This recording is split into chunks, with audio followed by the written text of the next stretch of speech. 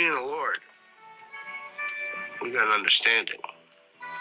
We're on a mission from God.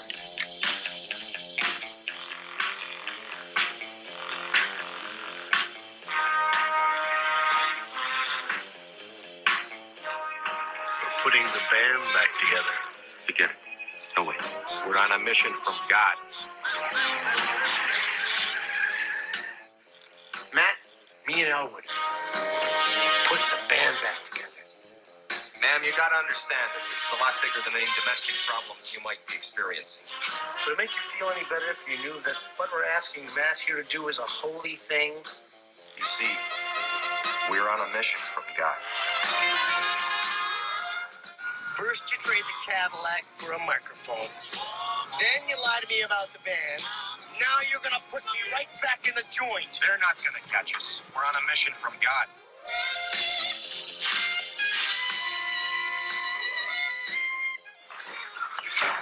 It's 106 miles to Chicago. We got a full tank of gas, half a pack of cigarettes. It's dark, and we're wearing sunglasses. Hit it.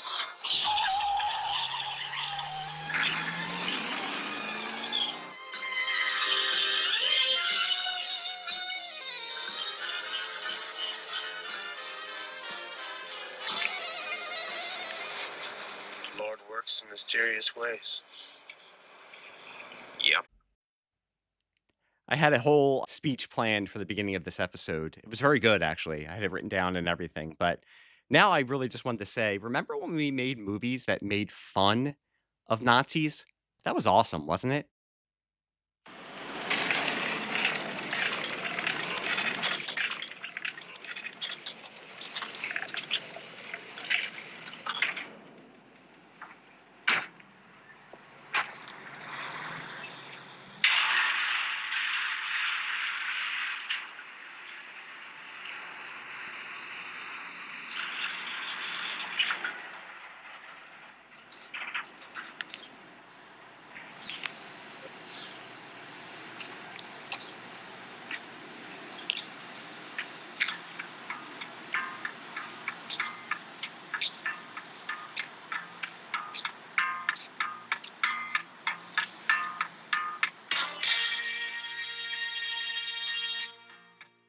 Hello and welcome to season 3 of Pop Culture Basement. My name is Mike Jamison, and with me tonight, years in the making, I have with me Ethan and Anthony from the Best Care Anywhere podcast.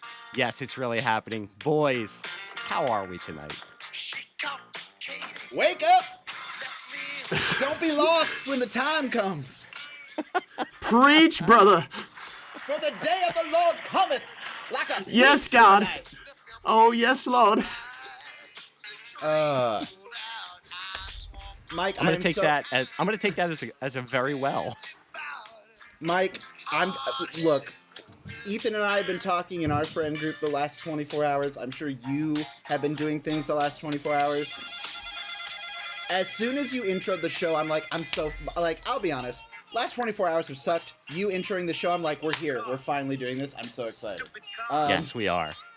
Guess what? We're finally doing the Blues Brothers.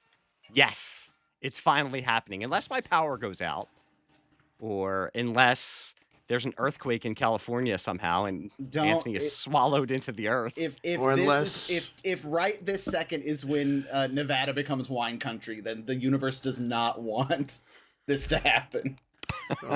You should be less worried about the universe and more worried about me figuring out how to do a fucking DDoS attack, because it's more difficult than these Call of Duty Black Ops 12-year-olds make it seem. So, boys, how are we on this Sunday evening? I'm going to lie and say great. No, I don't want you to lie. I really don't want you to lie. I'll say this, Mike, considering we're discussing one of the movies that I watched in the very tender years of my life and learned that it was okay to run over Nazis with a retired police car, I'm not doing great. I'm a little stressed and depressed, but you know, what are you gonna do? How balls to the wall can we go on this? Oh, we can Yeah, go. well, how many We can government lists do slap. you We want can Ethan to slap put you our. on? We can slap our balls to the taint of the wall. It does Okay, not then matter. I'm just gonna insert myself into this conversation and make a little quip, which is, don't you guys miss the days when the Nazis were outside the cop cars? Don't you miss the days when there was actually a mob that was giving the finger and against the Nazis? I promise I won't keep cutting you off, or at least I'll try not to. It's your circus, we're your monkeys. I've got a fuzzy little tail to prove it, but for many reasons, I'm not going to show it. For Aw. anything less than a 20. And here I was wishing that your camera was on, and now I'm really glad that it's not. We'll get into it, but I rewatched the movie today, and I had a thought, like, I'm sure Michael let me say this on the podcast, but I had the thought, like, man, once you stop and think about everything that John and Jake, or Jake and Elwood do, so I was thinking John Belushi, when you stop and think of everything the Blues Brothers did, they qualify a hell of a lot more for the label of domestic terrorists than anyone I've heard about in the news the last several weeks. They drove through a shopping mall at speed. Oh, who among us? He without sin shall cast the first stone. Oh, goodness. For all of you out there listening, by the way, this is super weird because I'm used to being the one who's interrupting Anthony and Ethan on their podcast. But now, finally, I have them on my podcast. I can't believe it's happening. I really can't. I'm waiting for a lightning bolt to come down and hit me. Hey, And stop this. Hey. As someone who has recently had a lightning bolt come down and almost hit them, no, you don't. And what did we learn from that experience? Nothing. I learned nothing. Well, then it's just gonna happen terror. again. Oh, God. You know the famous saying, lightning frequently strikes twice in the same place? Yeah, the very famous saying.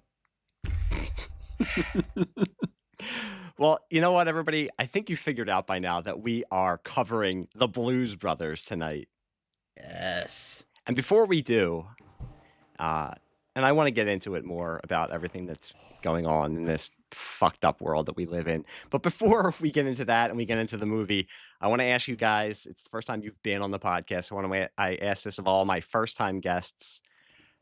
What was it like for you guys growing up? Where did you ingest your pop culture? Did you have a certain place that you went to? Did you have a special room? Did you have a special spot that you would go to play video games, to read, to watch movies? What was it like growing up for you guys? Oh, my goodness. And I'm usually asking this of older people. When I say grow up to you two, it's like that. This was like 5 years ago. It's not like 30 or 40 for me. It's... Oh, gosh, I need to think about that, because that's... Well, I mean, up until recently, I would say that it, like, kind of like you said, it's, oh, your childhood was 5 years ago. And now I'm thinking, like, well, it wasn't that recent, but it's like, I'm getting to the point where I'm starting to look at it much more in the rear view mirror than in my immediate vicinity, if that makes sense. But, oh my goodness, everywhere. I mean, I'm a millennial. Hello, I'm 31. I'm Anthony, by the way. Boo. I'm the Anthony voice. Get off the stage. But I was born in 1994, so very much I grew up alongside the internet. So it's weird. You poor sweet summer child. It's weird because I very much remember watching, PBS shows and early Disney Channel stuff on my grandma's rabbit ear TV at her house when she'd babysit. But I also remember watching, YouTube clips of Robot Chicken's Vader calls Palpatine and quoting it at Boy Scout meetings with my friends, thinking it was the funniest thing that has ever or will ever exist. So when you take that, plus my parents showing me the media they enjoyed, which is part of the reason we're here tonight, and my grandma showing me the older media she enjoyed, Sound of Music, all that, and reading Harry Potter and all this stuff. It's a very weird media landscape I grew up in. At least for me. But my mom prided herself in the fact that her 7-year-old son knew who Frank Sinatra was and could name songs of his. So, you know. That's my story. It's a little bit of everything from a little bit of everywhere. I will say, Mike, the only form of media I never really fully got into was like comic books and stuff. Well, thanks for being on. It was nice talking to you. Well, yeah, but hey, I think and I've had this experience with even among Ethan and our other friends in our little circle. People be like, "Oh, did you play this video game growing up?" Nah. How did you know? I just like I was never a Pokemon kid, even though that was huge when I was the age I would have found it. My parents got us a PlayStation, so I was a PlayStation kid. I didn't play Halo because that was on the Xbox. I didn't play the Sega games or Sonic or Mario because those were on different. So it's even with access to everything, it's my generation almost has too much. And even now, with God knows how many streaming services, we have too much. But I'll stop talking so Ethan can share. Well, I'm trying to. So when I think of my childhood, that would specifically be 2005, 6, 7, and 8 before 8 went to shit for the world. And that was when I was in the house in California, deep in the foothills of California by Colfax. So most of my reference with any sort of pop culture, with any sort of media, came from whatever movies my dad happened to be watching at the time and whatever music was playing on the jukebox at the bar a few miles from my house, Giovanni's, before it burned down in, I think that would have been 2007. I suffered through HughesNet. Those of you know well. I see you. I'm working on our campaign medals as we speak. HughesNet veterans, God bless you. I never lived far enough up the hill to have HughesNet. Yeah, I'm sorry. So terrible it was Northern California internet provider, by the way. It was a lot of books. I occasionally got some hand-me-down video games from my cousins. Like I had a Game Boy and a Pokemon Emerald that I just wore the absolute shit out of. But it was very non-traditional. I was a little bit of a comic book guy, and I'm gonna make both of you cringe because I remember standing in the local hole-in-the-wall supermarket being one of those asshole kids reading the comics by the front door without actually buying any of them, and they were always the fucking Simpson comics. They were always the Simpson comics because for some reason that's what they stocked. So I would read those fuckers while my mom was getting milk or whatever, and just make the people at the front counter a little aggravated. They never said anything, but I could see it in their eyes. It was that day I learned what customer service does to the soul. What were we talking about? I think, Ethan, I think we're kind of biased or tainted representations of our generation because, I mean, for God's sakes, we host a podcast about a show that aired and died, well, not died, but ended airing long before either of us were born. Like you host, I fuck around on it, but yes. Well, yeah. But we're, compared to the rest of our generation, we are such old souls compared to, like, the media we're into because of just the factors of our existence. I mean, we did watch stuff our friends watch, but, while they were playing,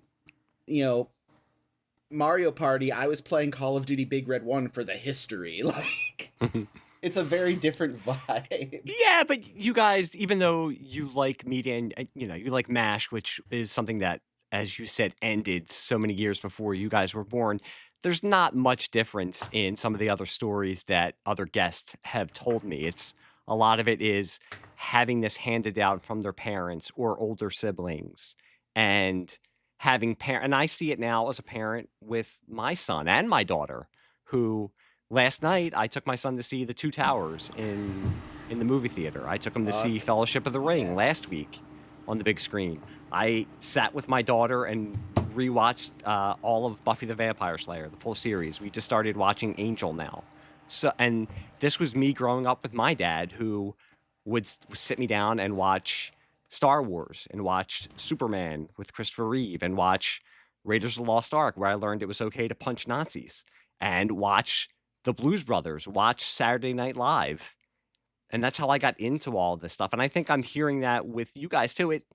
There's always, I don't think, and I don't want to make a blanket statement because everybody has their stories. And that's why I like asking when I have new guests on. But I do think it's always the osmosis of getting it from a parent, getting it from an older sibling or a cousin or somebody or a friend who you're close to.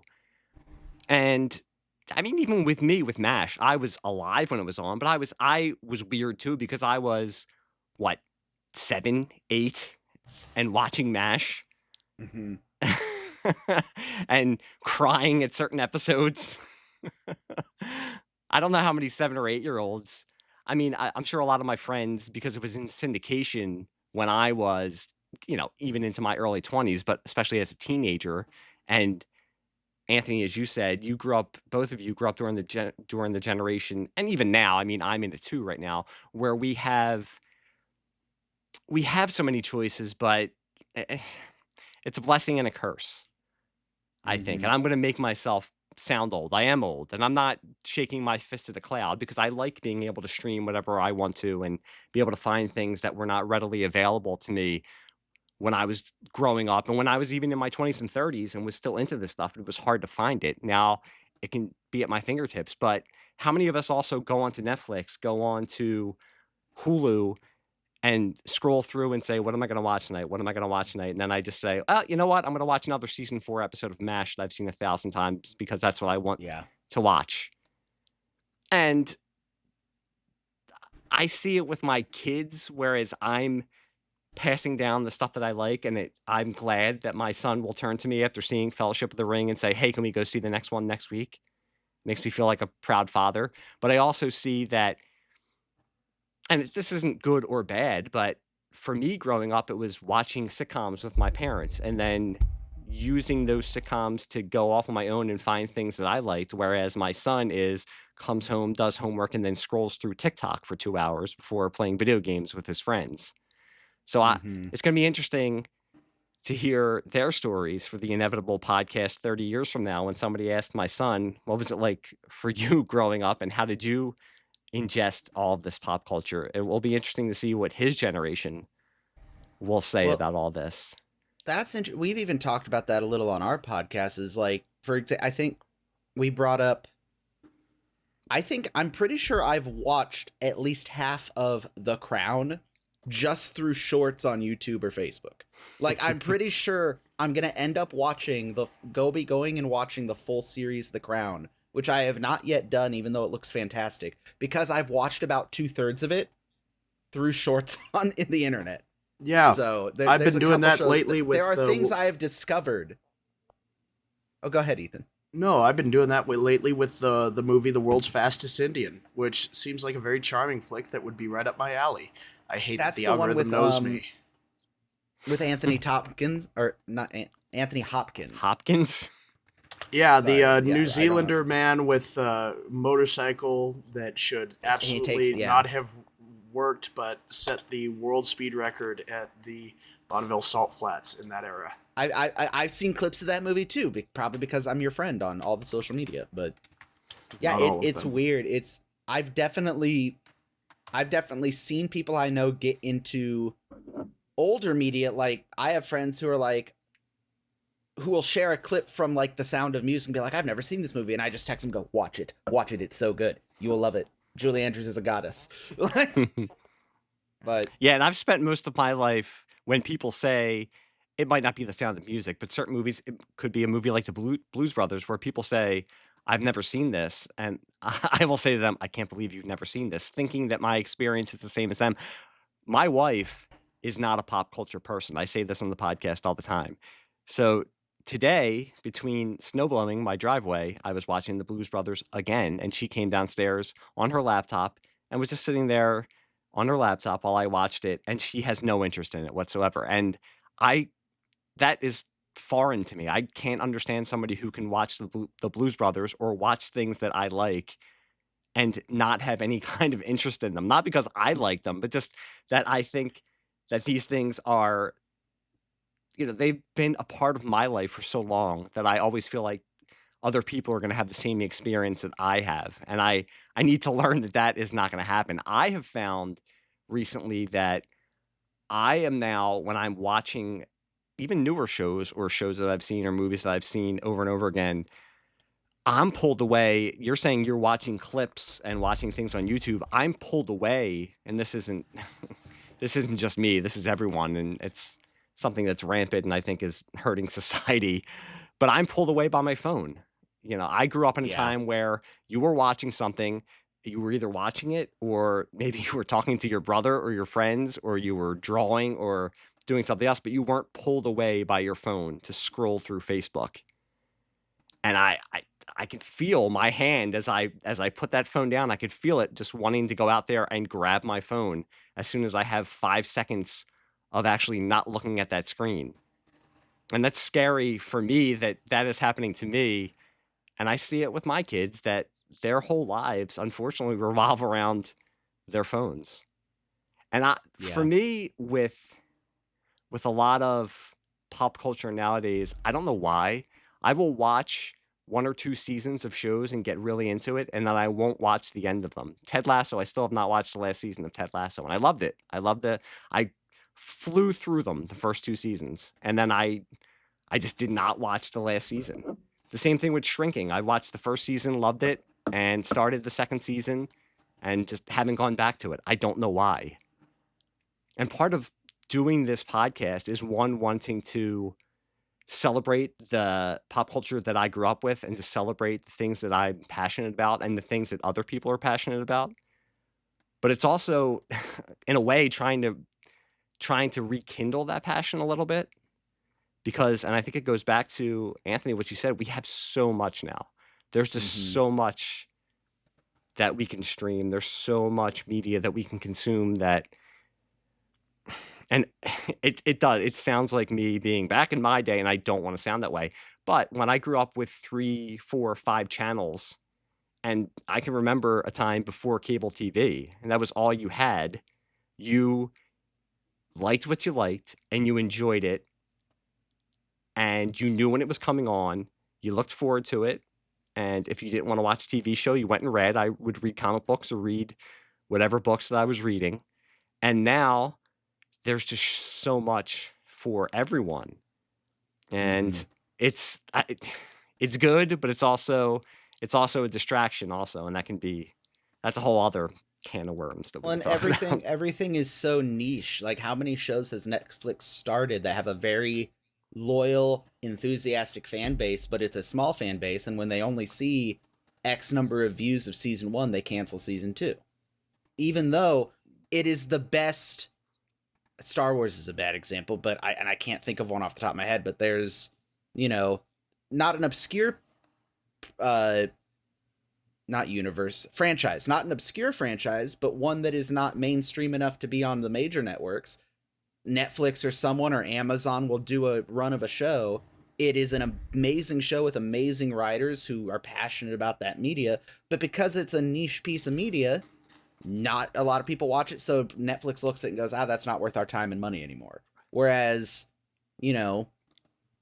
back in the 4 or 5 channel day, the networks had to pick what is going, like, we've only got 6 slots a night, and there's only 5 channels, so there's 30 shows that can be on TV at any one time.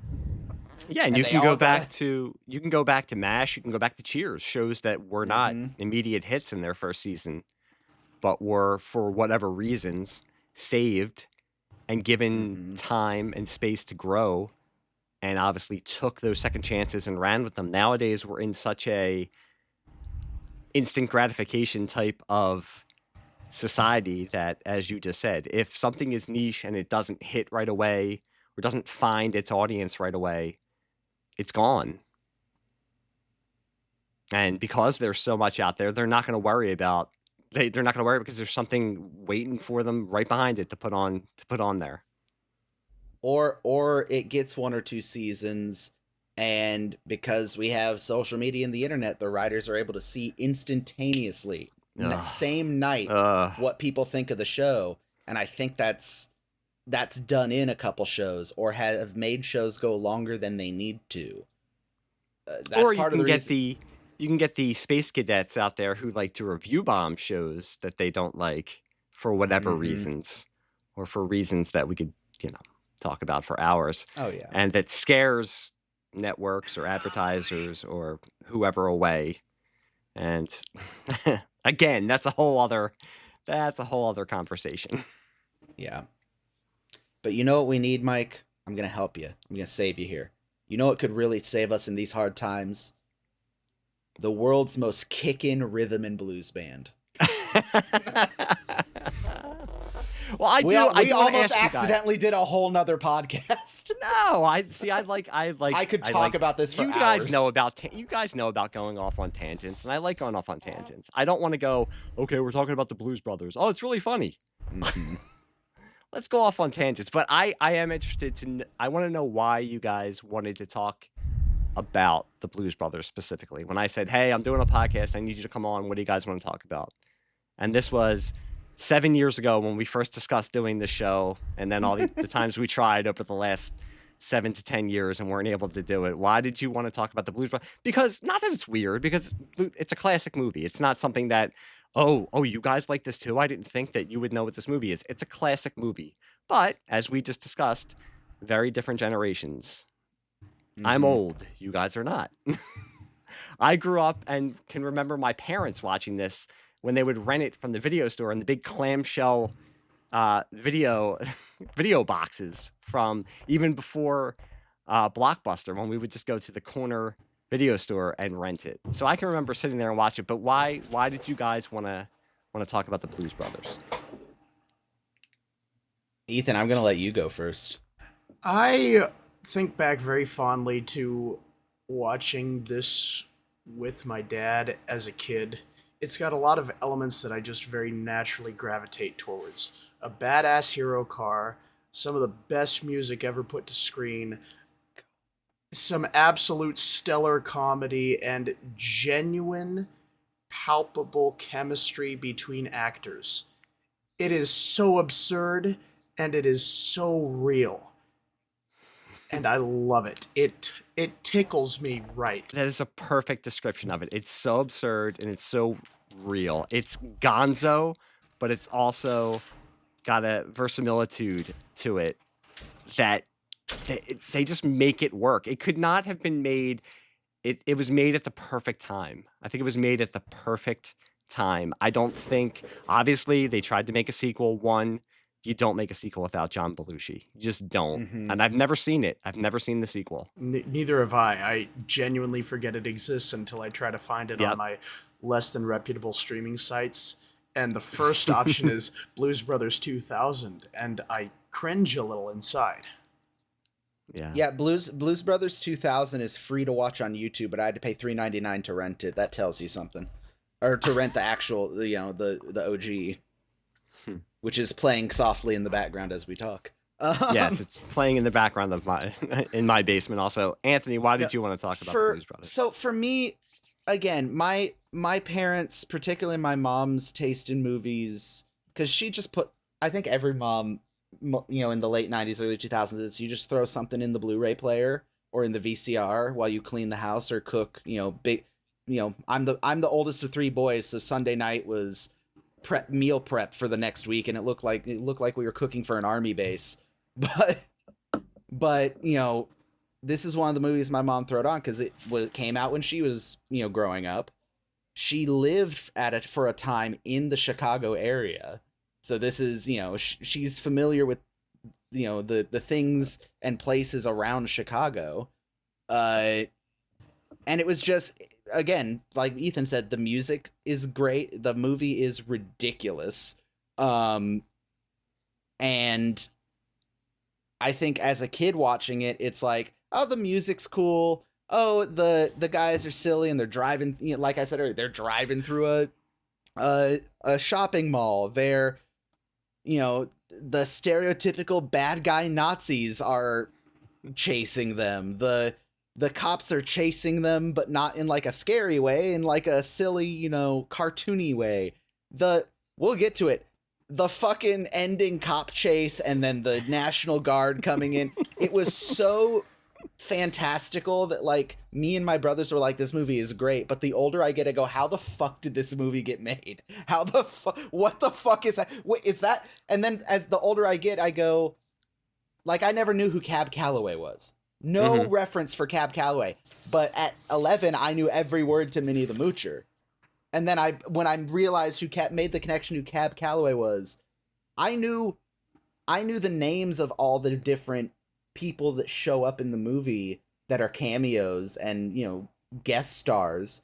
But it's kind of like learning that George Carlin was Mr. Conductor at one point. It's like, wait, that's the guy that sings the song in the Blues Brothers. Yeah, because that's his fucking song. Like, that's why he's in the Blues Brothers. It's like, oh my God. Yeah, we don't think about it now, but James Brown, Aretha Franklin, Ray Charles, when they were put in this movie, they were not that they weren't well known, but their popularity had definitely waned by the late 70s. Producers wanted them to put more current kind of disco stars and have the music, but have the music. And even Cab Calloway, he thought he was going to record a version of Minnie the Moocher. He had just recorded a disco version of it. Remember, this is 79, 80 that this was made. He had just recorded the disco version of it and thought that he was going to do a disco. He did not want to do the traditional version of it. Producers wanted them to get current stars and just have them do the classic songs. And Landis and Aykroyd and Belushi fought. And because they were at the height of their popularity, fought and won to have the original rhythm and blues stars in there, thankfully. And I like that both of you bring it up that it's like a live action cartoon. It's so gonzo. It's so insane, but yet, like Ethan said, it's so real at the same time. And it's a love letter to Chicago. Like Anthony, you just said your mom grew up in the Chicago area. I think it's a love letter to Chicago. The opening scene where they just show just all of the dirt and the grime of Chicago. They do not shy away from that. And it feels real. Even though you're in this crazy world, it feels real. For me, I can remember growing up and I remember going with my parents or my aunt and uncle, and this was the time of you could rent the best of John Belushi on Saturday Night Live, or the best of Chevy Chase, the best of Bill Murray. In 1983, it was the third generation of Saturday Night Live. The original cast had left in 80. They had the disastrous Saturday Night Live 80 cast that only lasted for not even a full season, and then they brought the Eddie Murphy cast in. So with the Eddie Murphy cast, I was watching Saturday Night Live. In third grade, I was going in and doing Saturday Night Live Eddie Murphy bits in my Catholic school in third grade. But it got me into Saturday Night Live. So I would go and rent the best of John Belushi, the best of Dan Aykroyd. So I knew them from the videotapes that I would rent. So obviously, I started watching Fletch. I started watching Ghostbusters, of course. And that's how I knew who Dan Aykroyd was. And then you get on to the Blues Brothers. And I think the Blues Brothers, I didn't like it as much when I was younger, but it was something for me that when I finally hit high school that I really, really got into, because I've always enjoyed that aesthetic of the two brothers or the two friends or brothers against the world. And that's what this is. Having that one soulmate that you're going to be with. And that's what Jake and Elwood are. Ethan? Just the opening, when the door opens. And we're not going to skip over the Frank Oz cameo because that's hilarious. But when the door opens and you see them look at each other, and that's the introduction because it shows their names, and they just hug each other. I mean, it's just great. The cinematography throughout, but especially in the only opening sequence when the gate is opening with the light of the new day behind John Belushi, unparalleled. Mm-hmm. And Landis was coming off of Animal House. I forgot about that. Yeah, he was coming off of Animal House. It's funny because when Aykroyd wrote this, you know, the Blues Brothers famously started as their first, when Carrie Fisher guest hosted on Saturday Night Live, they were the musical act, the Blues Brothers, but they had started just as warming up the Saturday Night Live audience before the show would start. And Aykroyd was always into the blues, even before he was on Saturday Night Live. He tells a story of, he used to own a speakeasy in Toronto, and he would play blues records. And when he met Belushi was more into heavy metal. Aykroyd got him into blues records. So when Aykroyd wrote this screenplay, famously, when he handed it in, he put the Los Angeles phone book cover around it because it was 300 pages long. He came up with backstories for the Blues Brothers, for all of the band, and he came up with scenarios of how they got the band to come back and play with them. And he had never written a screenplay before. He didn't know that screenplays are usually 50 to 75 pages long. It was 300 pages long. Release the Aykroyd version. And much like his... Well, you can watch the uncut version, which is, they had to cut it down. It's a half hour longer if you watch the uncut version. They told them, the studio told them, you have to cut this down. It's way... First of all, it was... After 1941, the Spielberg comedy, this was the most expensive comedy at the time made. It was made for $35 million, and it went over budget. And no, the studios, the movie that destroyed 80,000 cop cars and a shopping mall went over budget. Tell me more. Held the And world you know record that- for most cars destroyed in a film set Yes. for years. Say it ain't so. Also, how much of the film budget had to go to buy John Belushi and Carrie Fisher Coke? God rest. Oh, their wait a minute. That Well, was first of written all- into the budget. it was written into the budget. Yes, it was. I love the 70s. They're just and into the budget. Well, what's that $5 million? What's that Listen. $5 million for? Oh, that's the cocaine budget to keep Mike, everybody awake for I'm night gonna give shooting. you huge props. One of the best books I've ever written. Yes, I, the author. One of the best books I've ever read. Crouching Raging Bull. Tigers, Raging Bulls. Yeah. Yes. Oh my God, the amount of drugs in Hollywood is insane. In the 70s. Like, oh, do you mean God. Easy Rider Raging? Easy Riders, Raging Bulls. Yes. Crouching Tiger, Hidden Dragon, Raging Bulls. I'm like, if I just put enough words out fast enough, it'll make sense. Yeah, Easy Riders, Raging Bulls. Yeah. What a crazy book. And it's not like this was something that was not common in the late 70s. And Carrie Fisher and Dan Aykroyd were actually engaged while this movie was being made. I always I forget they were did engaged. not know They that were never until married. I They never got read the married. IMDb fucking notes. Because Dan Aykroyd performed the Heimlich maneuver on her when she was choking, and short after that they Yes. started dating. And then Paul Simon, that buttery bastard, swooped Princess Leia from us all. I still Also- can't believe that Princess Leia was married to Paul Simon. Also, here's the crazy thing. Again, as you get older, you start to recognize more and more faces because you watch more and more media. The fucking cast list, other than the musical talent, the cast list in this fucking movie is insane. Frank Oz. Frank Yes. Oz, the puppeteer and voice of the original Yoda, is the guy that hands Jake back all his shit in the prison. One prophylactic used. God. John Wayne's son, Ethan Wayne, was a stunt driver. Yes, he was. Again, I think everyone has a couple dozen of these in their lives, but I did have the Leo DiCaprio pointing, you know, the meme when I was finally old enough to go, oh my God, that's Princess Leia. That's Princess Leia with a fucking M16. Jesus Christ. I had it when Anthony finally told me that we have a Steven Spielberg cameo in here too. Oh, I had you didn't know that was Steven Spielberg? No idea whatsoever. Well, he didn't have his no mustache. idea. He looks so young, so full of dreams. Yeah. What? Remind me, who does Steven Spielberg play? I know I told you At that. the but I can't very remember. end, he's who they pay at the very when they give him the check at the very end, and then they're handcuffed. Oh, It's that's him right, it's- when they it's get him. there and they're be back in 5 minutes. Yeah, he's the fucking guy, the guy at the Cook County Assessor's Office. John Landis is one of the troopers. Yes. it's what the hell? Like, why there's so many random? Kathleen Freeman is Mary Stigmata. Sister Mary penguin. Stigmata. Listen, I went to Catholic school for 12 years. I've lived through that. God damn, dude, Oh, are you God. okay?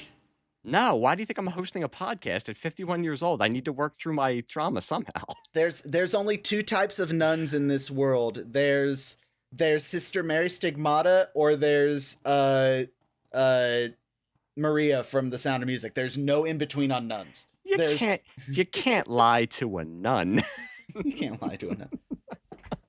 That's one of the scenes, because my family is fucking weird. If there's a movie that the entire family knows on in the house, it's open season to just it's almost like a cult. We just recite the lines as they happen.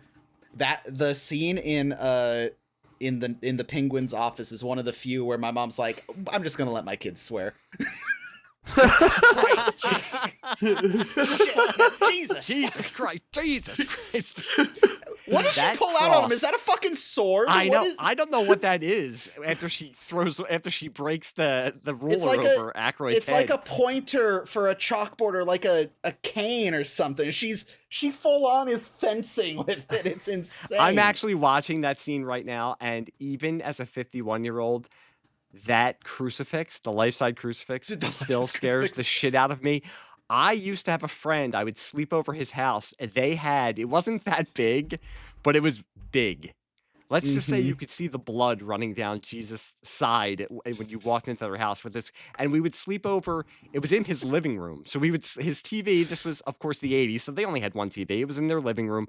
We'd watch TV and we'd sleep on the floor because we'd stay up late. I had to look at that friggin' crucifix as I slept. And I just was staring at Jesus' eyes because it would just follow me wherever I was. And so don't come back till you've redeemed yourself. She just rolls. She just glides away. Glides back. Do you know that Belushi, when he did that, he didn't do the whole fall, but he did the fall, hurt his back, and was on painkillers for the rest of the movie. Yeah, was that him? I've always wondered. I don't think it's him the whole fall, but I think he does. Is that a practical rolling? Yeah, because he's in. I feel bad for whoever it was, because he's in the desk. Mm-hmm. It's definitely him when he lands on his ass, and I can see how he hurt his back doing that. But God, the poor man, whoever the poor man that rolled down in the desk, God bless them. You would think that the cocaine would have dulled the pain that he wouldn't need. So maybe he didn't really need the painkillers. But when you're doing mounds of cocaine nightly, I guess the painkillers, maybe that takes the edge off a little bit. I will also say that this movie and Forrest Gump heavily influenced young Anthony's view of what black churches were like. Just lots of singing and clapping and backflips, and I'm going to be very disappointed if I go to a Baptist church and there are not people backflipping on a Sunday. I don't think I'm flexible enough. I'll tell you that much. I don't think I'm flexible enough to go to black church. I really not with don't. that attitude. You're not. I distinctly remember at like 8 years old asking my grandma, like, why aren't you guys dancing at church? Where are the trampolines? She's like, what are you talking about? My poor dad would be like, they watched Blues Brothers last night, Mom. Just don't mind them. Don't mind them. Why are you running away from that poor nun who swapped across the street? I will say I did have a fear. I got a vibe from some of the nuns. They were all very nice ladies, I know now, but there was one of them that gave off Mary Stigmata vibes, and I'm like, oh God. For a while, there was a very brief period where young me thought nuns had powers. Like, that's why they were nuns. They could glide backwards out of the classroom. So originally, it was supposed to be the Nazis were buying the school. And it was going to be the Blues Brothers had to, yes. So originally it was supposed to be the Nazis that were buying the school. I will say, watching it, and I think I'm just in the mindset because of how fucked up the world is right now, but I wish there was more of them fucking with the Nazis. Yeah, the Nazis kind of disappear for a little bit and then they reappear. Have you ever watched the unedited, the extended version? Yes, because I know I have, because there's a scene where Jake and Elwood go by. It's after Carrie Fisher blows up the fucking hotel, which is also, again, I said it earlier, the amount of people in this movie that are actually domestic terrorists. And they just Carrie get up, Fisher dust is one of themselves them. off, Dust and themselves walk off. away. But he says it's 9 a.m. Shit, I'm gonna be late for work. And I think in the He goes extended to his cut, job. he goes to work and he says, "I'm Yes. becoming a priest." That's where he gets the epoxy. Yeah, because he's stuffing cans in his Yes. briefcase. And that is also the only time you see him without his sunglasses on in the whole movie. Mm-hmm. but is there more? Are there more? Not. I'm forgetting now because I think there's a haven't seen little the extended bit. version There's so not long. that much. There's a little bit more. Henry Gibson he's another one who I grew up watching reruns of Laugh-In, so I knew Henry Gibson. That's the chief Nazi. That's the head Nazi. Yes. Yes. I love that But he's- his build is just head Nazi. Head Nazi. That's all you need. The Jew uses the black. Dude, it's so, you can tell, I love that because you can tell John Landis is like, I don't know what the fuck Nazis care about. Just No. write some really No. fucked up shit. Wait. What you gonna do about it, Whitey?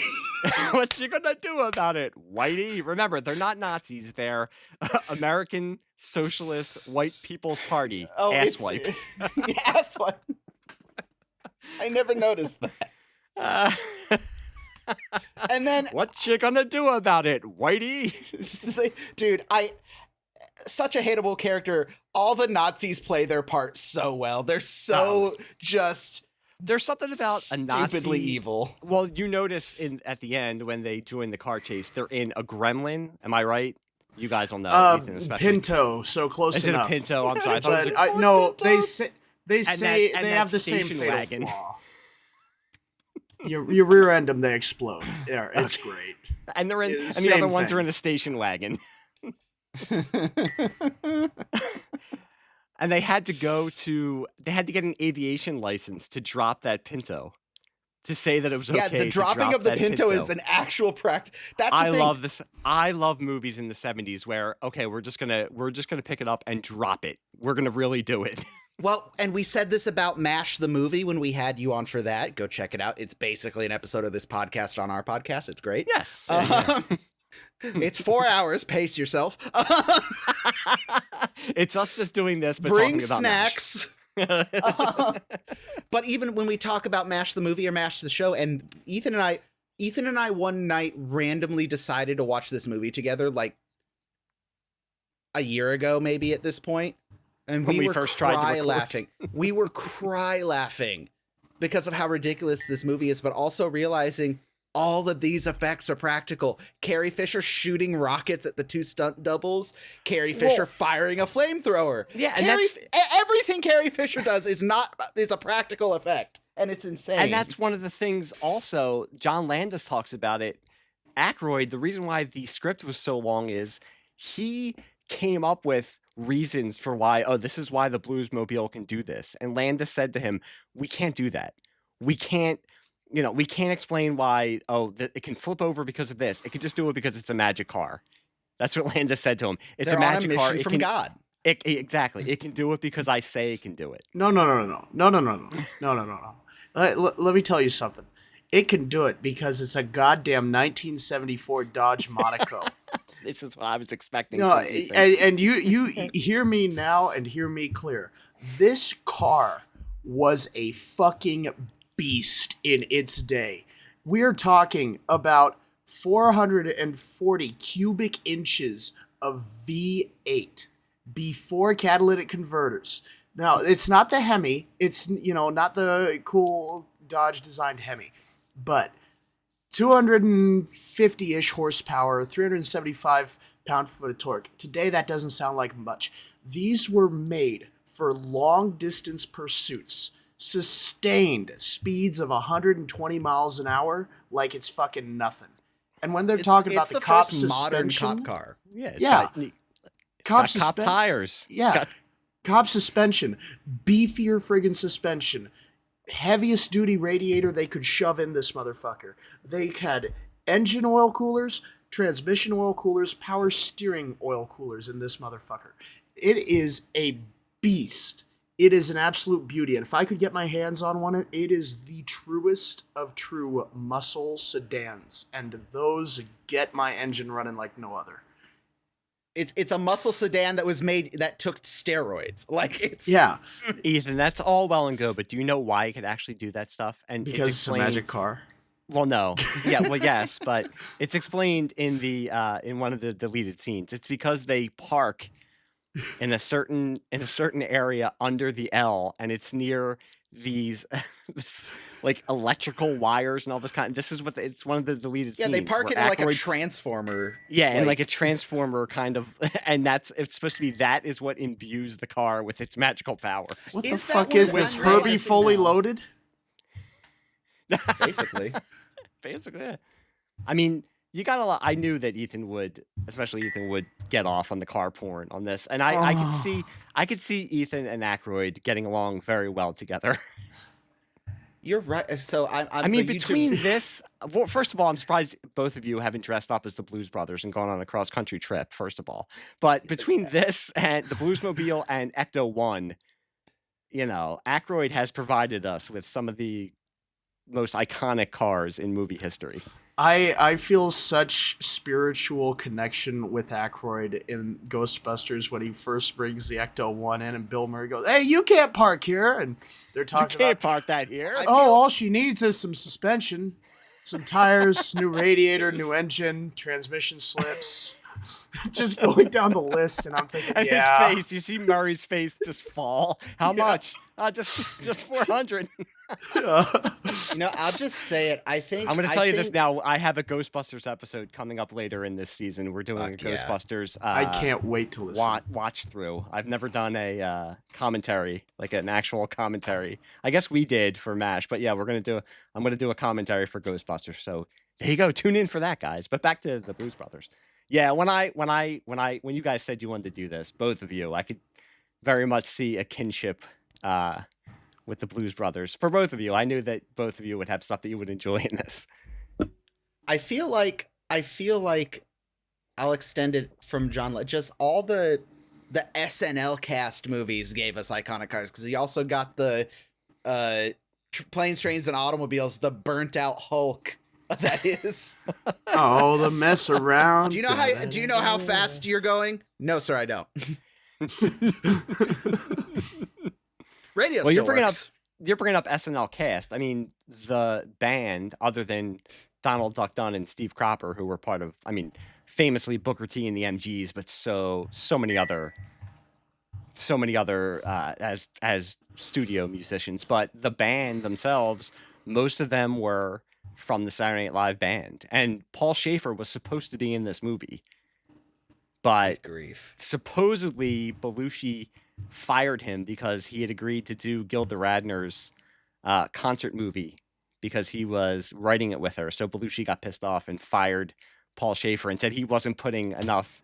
He didn't have enough dedication to the Blues. Belushi and Aykroyd, both of them, thought of this as in interviews, these like Aretha Franklin and Ray Charles, they have said that the Blues Brothers, because they got flack, I think that it's still, I don't know if it still stands, but when they released their album, not the soundtrack for this, but they released an album before this, it was the best-selling blues album of all time. And people were pissed because they were saying appropriation. They're white guys doing covers of black music. But Belushi and Aykroyd especially loved this music and wanted to bring it back into the public consciousness. So they thought of it as an actual real band. They weren't fucking around when they were doing this. That's and I'm sure Ethan knows this. That's weirdly parallel to currently what's going on in like the country music scene. There's a lot of people doing old style, you know, the Highwaymen, Johnny Cash, the old style. It's fuck the government country. You know, it's little man country. 9/11 did the country music with like, pantyhose and finger fucking.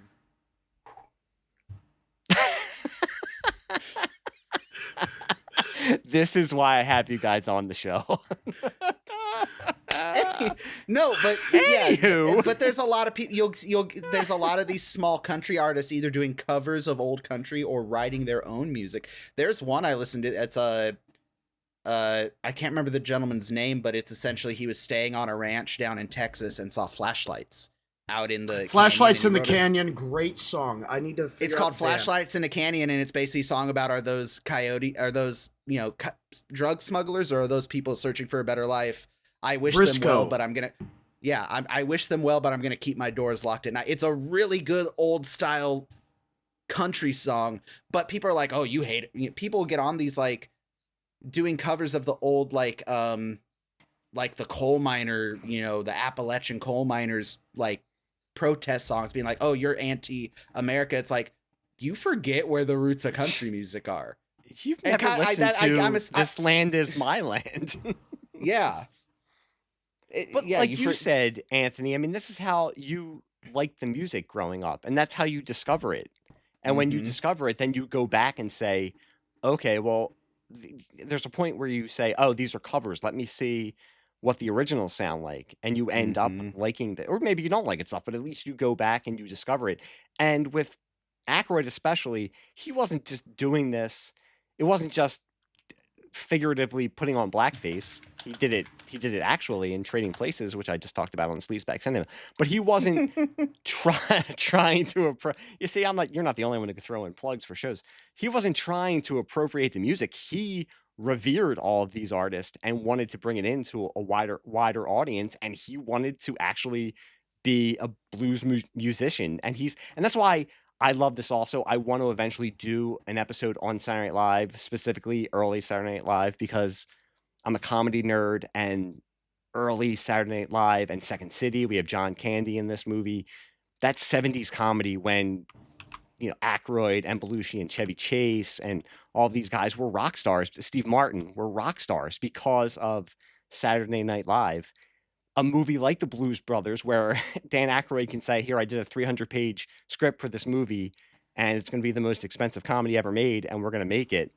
They could do it because they were that popular at the time.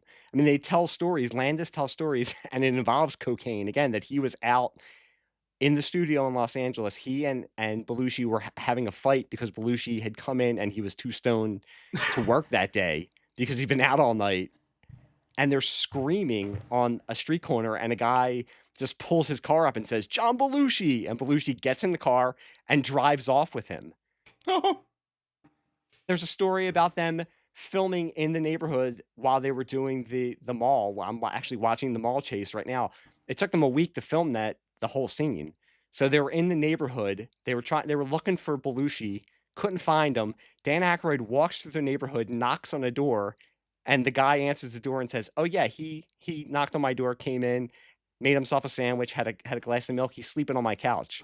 Dan Aykroyd used to call him America's neighbor because he would everybody loved John Belushi. He could be the best friend you ever had. He also would come in and clear out your refrigerator and take all your drugs and drink all your alcohol, but you couldn't help but love him. If he was your friend, he would do anything for you. And it was this was that time that you could get these movies made because they were so, and this was, Belushi and Aykroyd had actually left Saturday Night Live right before this movie went into production. People forget they weren't in the last season of the original cast of Saturday Night Live. They left. But, I mean, they were so big at this time. And you brought it up, we've had Saturday Night Live movies. This was the first Saturday Night Live movie. Characters that were originated on Saturday Night Live and then were made into a movie. This is the second biggest grossing Saturday Night Live movie. The first is Wayne's World, and the third is Wayne's World 2.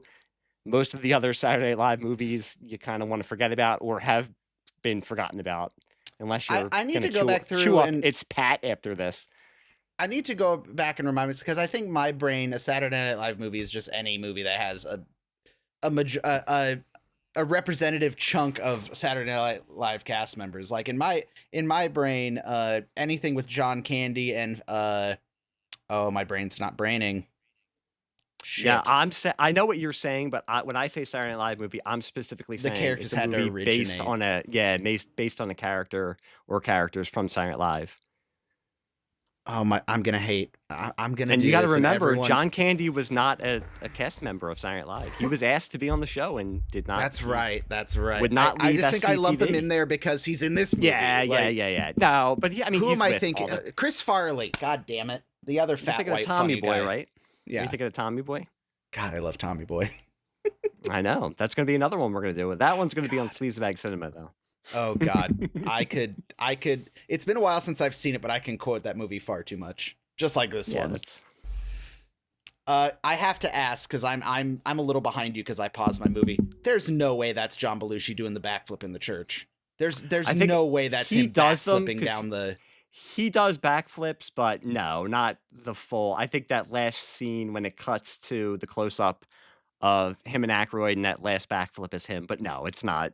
You could tell on an HD TV also that it's not him when he starts at the very front of the church, that it's not him. But I mean, you never know, dude. Again, that much cocaine and that you never know. Well, that was one of the things for a man his size, he was able to do that stuff.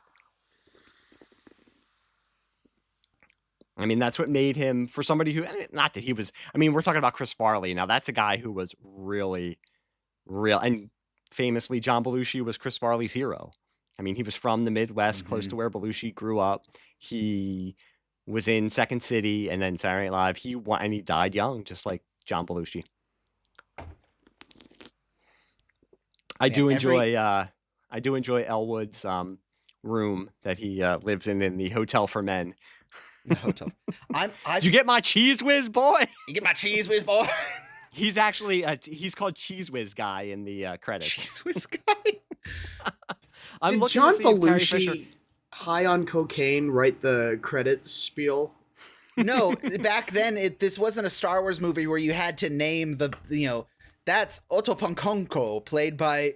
It's secretly Daniel Craig in a mask. No, it's just some old guy who did bit parts for Hollywood, and you're gonna say Cheese Whiz, and you're gonna make $10. Hey, yes, he probably lived in that Hotel for Men. Honestly, I'm just trying to see if Carrie Fisher has her Coke fingernail, but all of her fingernails are long, so any of them here's could the be problem. used. And listen, R.I.P. Carrie Fisher. I love you. We love you.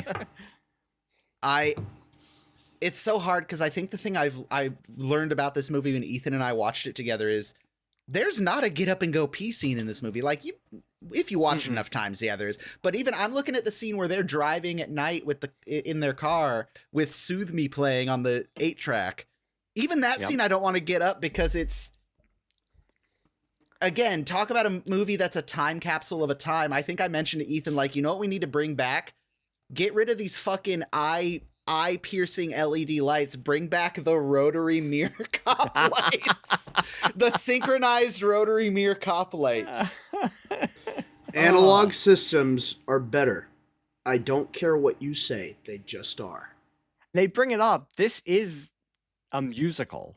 Nobody's called it a musical, but it is.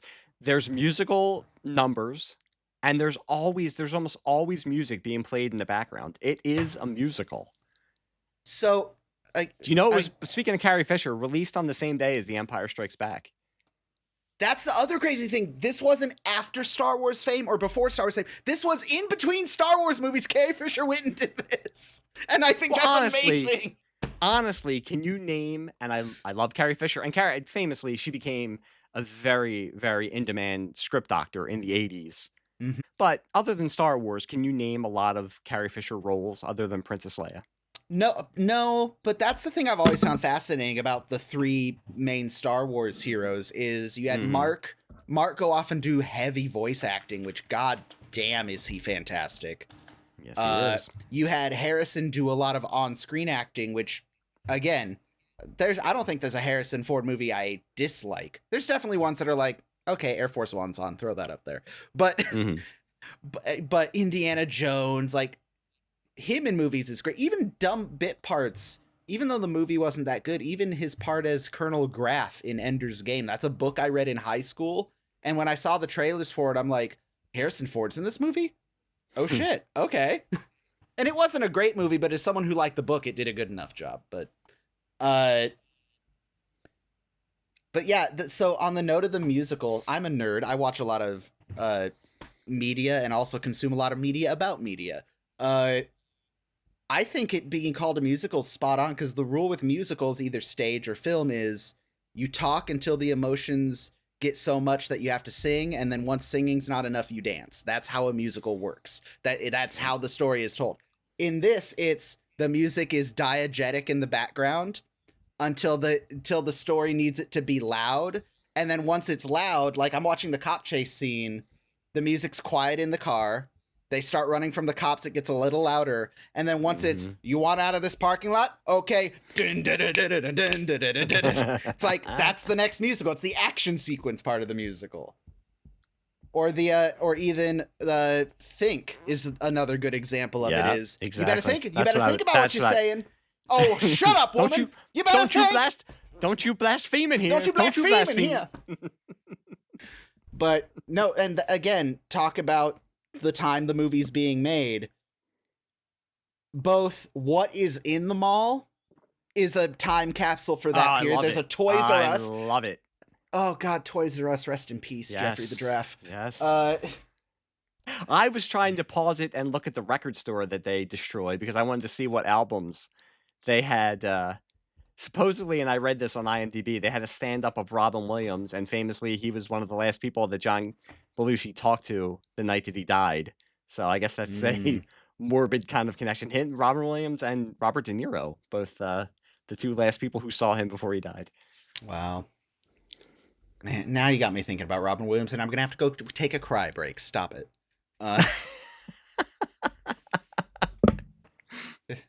Is there anything else? Do you have Miss Piggy? The height of the Muppets popularity, I'm assuming, is in the Muppet 80s and 90s. The height of the Muppet Show in 79, 80, yes, very much so. Oh, it was a glorious time, boys. It was a glorious time. You had to go get the Miss Piggy Muppet. Mm-hmm. Okay, again, time capsule for, like, the world, but time capsule for this film. Everything in that mall is a practical effect. Everything in that mall is a practical effect. Everything in that mall is a goddamn practical effect. You know what they did, correct? You know how they did that, right? A little bit. They found an empty, deserted mall and built all those stores in that area specifically to destroy it. I mean, by today's money, that's at least $100,000 for all the flowers, the props, even if all the record sleeves are fake, you had to pay people to make them and set them up. Yeah. And you only and all the Toys R Us merchandise, that's legitimate. You can pause and see that's actual. See it. They said they had to hire security guards for the security guards because the security guards who were originally hired to make sure that people weren't stealing the merchandise were actually the ones stealing the merchandise every night from the set. See, this is another one where when you're growing up when you're a kid, you're like, Jake and Elwood are running from the cops in this mall. Being an adult, you're going, Jake and Elwood are purposely destroying this mall. Yeah, but you know what? There's no reason for them to drive through half the shit they do. Through this whole movie, do you ever think of them as, they're assholes? They're never, even though they're doing that, they're not purposely trying to harm innocent people. You get what I'm saying, right? Like, it's not mean-spirited. They do truly believe they're on a mission from God. Mm-hmm. And it's divine providence that no one's killed in this mall. Of course, yes. Oh my God. I could watch this mall destruction scene for hours. Dan Aykroyd does so much in such a limited, and I don't mean that in a bad way, performance. It's very perfect. Subdued. Yes. There's lots of space in this mall. Yeah. Man, both of them are so good at just deadpanning. Yes. This mall has everything. There's a Davidson's. So good. It's so dumb. Oh God. And the music is hitting, the cop lights. Oh man. Again, imagine if they did this movie with all the same context and plot but it was set in 2010 with modern Dodge Charger or the SUV cop cars and the LED lights. It doesn't work. It just, your brain can't make that work in your head. I cannot properly express enough. This driving is insane on any level, but these are land yachts, rear-wheel drive land yachts. Yeah, well, you're bringing that up, and we'll get to it also with the final chase scene. Landis said it's done. It's actual speeds. They did it on Sunday mornings in Chicago because they knew that they would close off the streets, and they also knew there wouldn't be that much civilian traffic. But then, watching the dailies, he says it looks like we're just speeding up the film because there's nobody on the streets. They had to refilm everything at those speeds and put stunt people on corners and on sidewalks walking because it didn't look real the first time. So they're going the actual There's speeds. no point of reference for, oh my God, that was Robin Williams. Hang on, back up. Okay. Hang on. That absolutely Timestamp, Anthony. Timestamp. It's when they sweep through the record store. It's the record sleeve laying on the ground after they. That's absolutely Robin Williams with curly hair, or it's some white lady. I don't know. It's hard to tell. Okay. He's got either. 80s big hair. That's the problem. All right, I have to wait for it to come. I can't scroll that fine tune. Yeah, there's a we're gonna spend 40 minutes talking about the mall. Jesus Christ. How many the amount of extras also comes up when I watch this movie. How many extras did they pay ultimately? Like thousands. Oh, right? Think about the last scene. And if you watch the making of about see him 2920 2920-ish. Jesus. That is 100% Robin Williams, and there's not one, but there's two of them.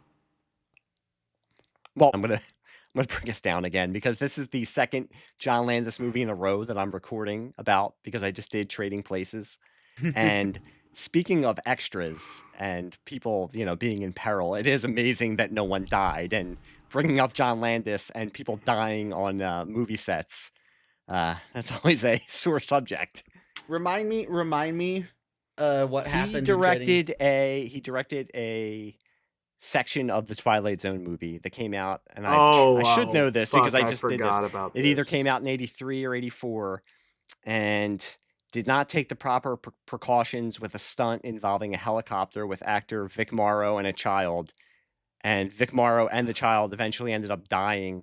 Landis was cleared of any wrongdoing, but was it like a lift scene like we've seen in MASH? Was it like that kind of scene? I don't remember exactly what happened, but from what they said is he did not take the proper precautions, and he also didn't seem too concerned about it after it did happen.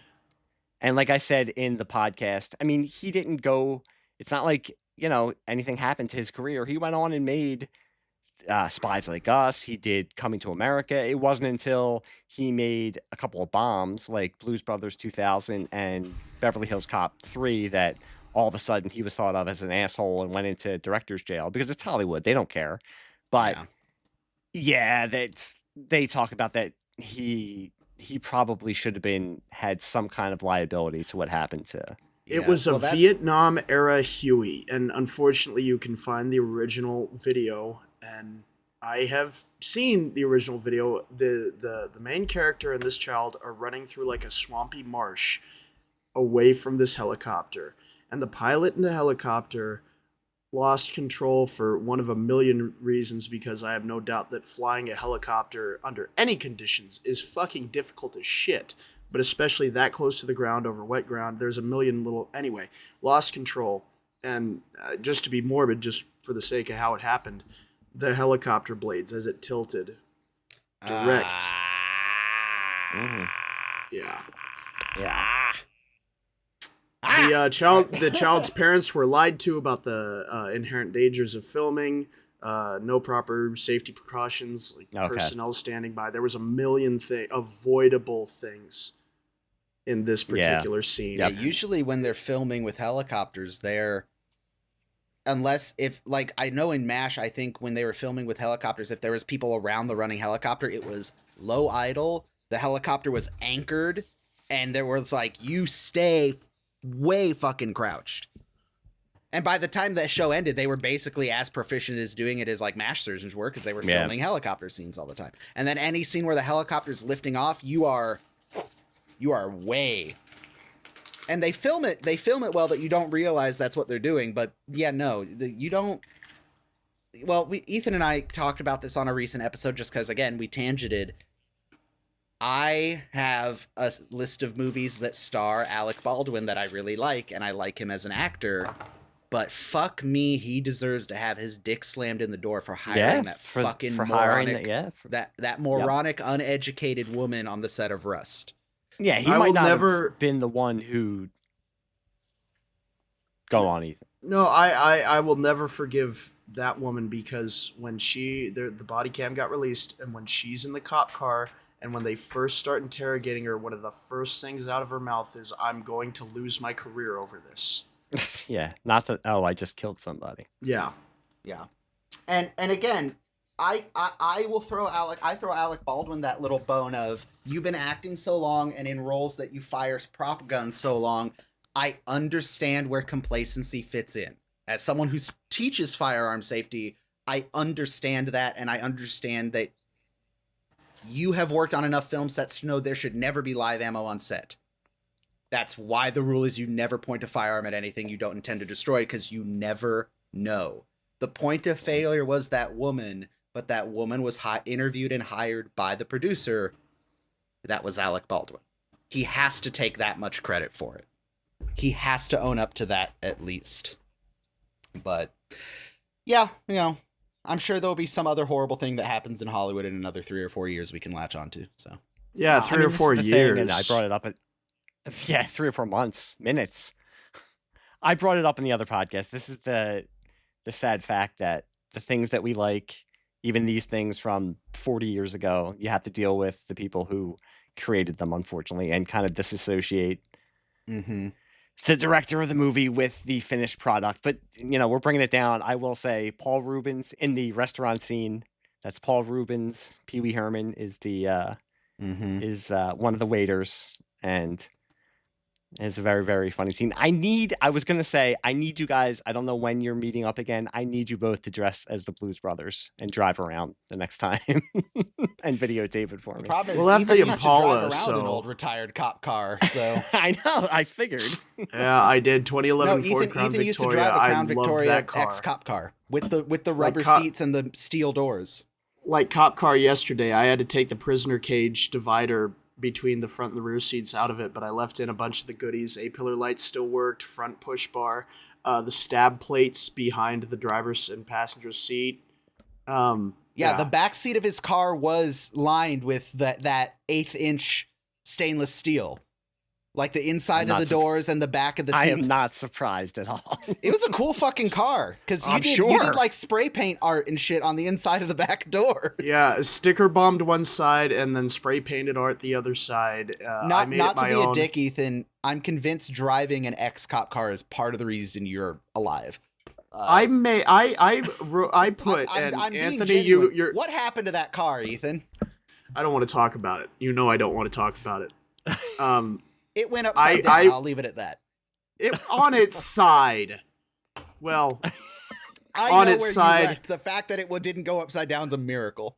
On its side, 50 feet below from the road that it was on, onto an active freeway, but that's neither here nor there. I know exactly where you were when that happened too. Like in reverse letters. Put "not a cop" across the front of that push bar, so people in their rearview mirrors, in theory, could read "not a cop" and go, "Oh, okay." I didn't want to be that asshole, because I was getting pulled over all the time because another douchebag put red and blues in his as one was making phony traffic stops. That is how I got pulled over. What was it, like a dozen times while I owned that car?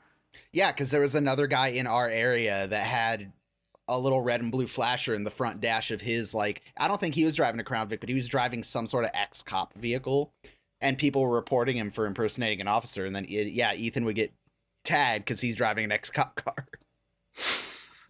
But, Didn't get a lot of second dates when I showed up in that car. Ethan. Well, you left the handcuffs Was it because in of the that? back. I was going to say, was it because of problem. that, or was it because They you were said, fuzzy "Now and we're gonna-" pink. It and was a now joke. It's time for the handcuffs. So Ethan, God. since we're talking about cars, what is Carrie Fisher driving? Yes. What is she this driving? beautiful pink Hold on. beat up? It's It's beat to shit. I'm realizing. I never noticed how beat up the front of that car is. Yeah, something's. It looks like the front.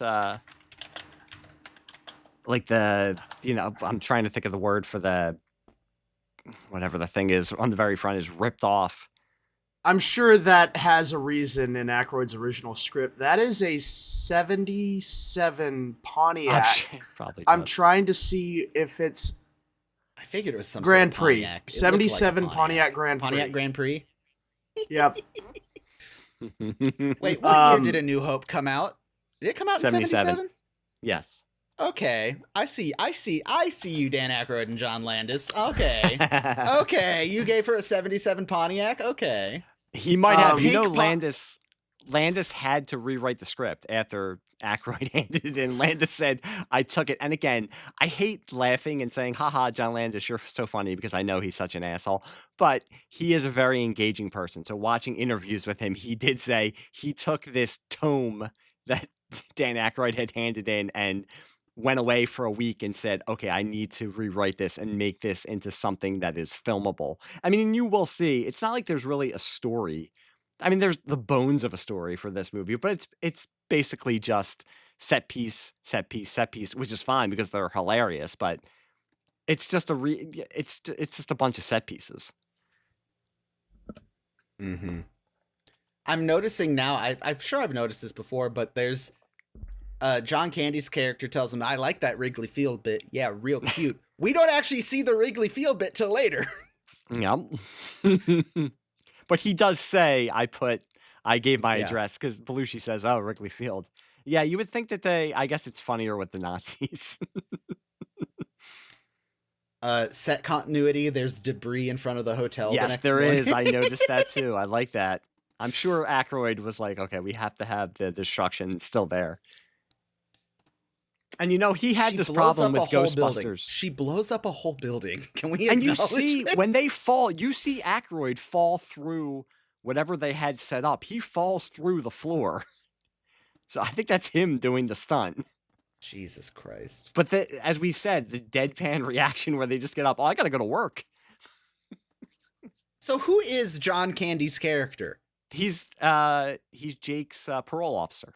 Oh, That's he's a when parole officer. When I the never old really guy says clicked who he yeah. is. When the old guy says there was a cop here, he left this card. That's him. He's the parole officer. Oh, okay. I'm like, is he a private eye? Is he a detective? Is he the police commissioner? Who the fuck? And I don't think it's his first movie, but I think it's his first big movie. I think it's Candy's first. He was in 1941 also, so no, this is his second big role. I haven't seen 1941 in so long, so I always forget. I kind of forget that movie exists. Spielberg has kind of wiped it from everybody's memory. Wait. We need to go back to the era of having our protagonist chased by two lovable yet stupid police officers. You got the two dudes that are constantly chasing him. You got, I mean, Ethan and I have talked for years about Boss Hogg and his crony and fucking and Roscoe P. Coltrane. Sergeant Roscoe P. Coltrane. Yep. And Roscoe P. Coltrane. And Flash. And then yeah. I'd even argue all the way up into Pirates of the Caribbean, the two fucking redcoats. The two redcoats they keep jumping back to. We need to bring and these back guys, the they don't come off as antagonist. evil. They don't come off as evil. They just come off as they're doing their job. I don't believe it. It's that piece of shit White Dodge again.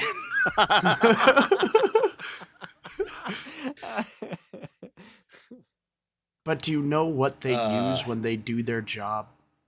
When they climb out of that rubble that Carrie Fisher puts them in? Are they also walking? Oh God, no. Yes. Oh God, no. Yes. Oh God, no. The only possible tool to hunt two men on a mission from God is something designed by a god amongst men, because Jesus Christ smiled on patron Saint John Moses Browning. And he gifted those cops with the 1911 and said, "Yea, though my children are on a mission from my father, it cannot be easy. Go forth and know that while their journey is righteous, yours is as well." Are they state troopers, Chicago police, or Cook County sheriff? I think they're state troop. I always thought they were state troopers. Okay. What is the star on their are we car getting say? Chicago PD fucking 45 caliber handguns? That's Illinois State Police law enforcement, according to the Illinois patch State on their Police. arm. Man, okay, Oh goddamn, so that's an speaking of actual Colt patches- too. Speaking of patches, personal tragedy for me, I went to the 100th anniversary of scouting, the National Jamboree in 2010. 100 years anniversary of scouting forming in the U.S. And something that happens is you go by region. So every council sends a big chunk of scouts from their area. So it was me and a bunch of friends from my scout troop paired up with kids from 5 or 6 or 7, a dozen other scout troops in the Sacramento Valley. Every council comes up with the theme for, it's called the council shoulder strip. It's the strip patch on the shoulder that says what area you're scouting in. The Golden Empire Council is Sacramento area, California. So we have the state capital, a gold miner panning for gold nuggets, the farmland. It's representative of your region. Very nice too. You create special ones for the collectible sets for the National Jamboree. Ours was based around the Transcontinental Railroad, so it had different locomotives through the years. Steam locomotives all the way up Anthony, to no. The Illinois Regional Council did a Blues Brothers set. Oh. I had the full set. It was stolen. Oh. Seriously? Hang on, I gotta show you this. It's so great. Yeah. It was stolen Yeah. at a scouting event? Yeah. Are we I mean, going to... I assume I could also just have misplaced it, and, it's entirely possible. And have convinced myself that it was stolen. Let me see. I'll throw these. I think the easiest place to throw them. I'll throw them in the Discord server for you guys to see. But it had a center back patch, which is that. The Northwest Suburban Council. Oh wow! And then each side of that hexagon was one of the shoulder strips. So there were 6 different strips for the 6 different troops that they sent. And they look like this. And then the odd one out, the odd-shaped one, is the Order of the Arrow Council strip. I had that full set. So yeah, see, I never realized scouting was so cool. See, oh, it's so cool. So there's the staff patch that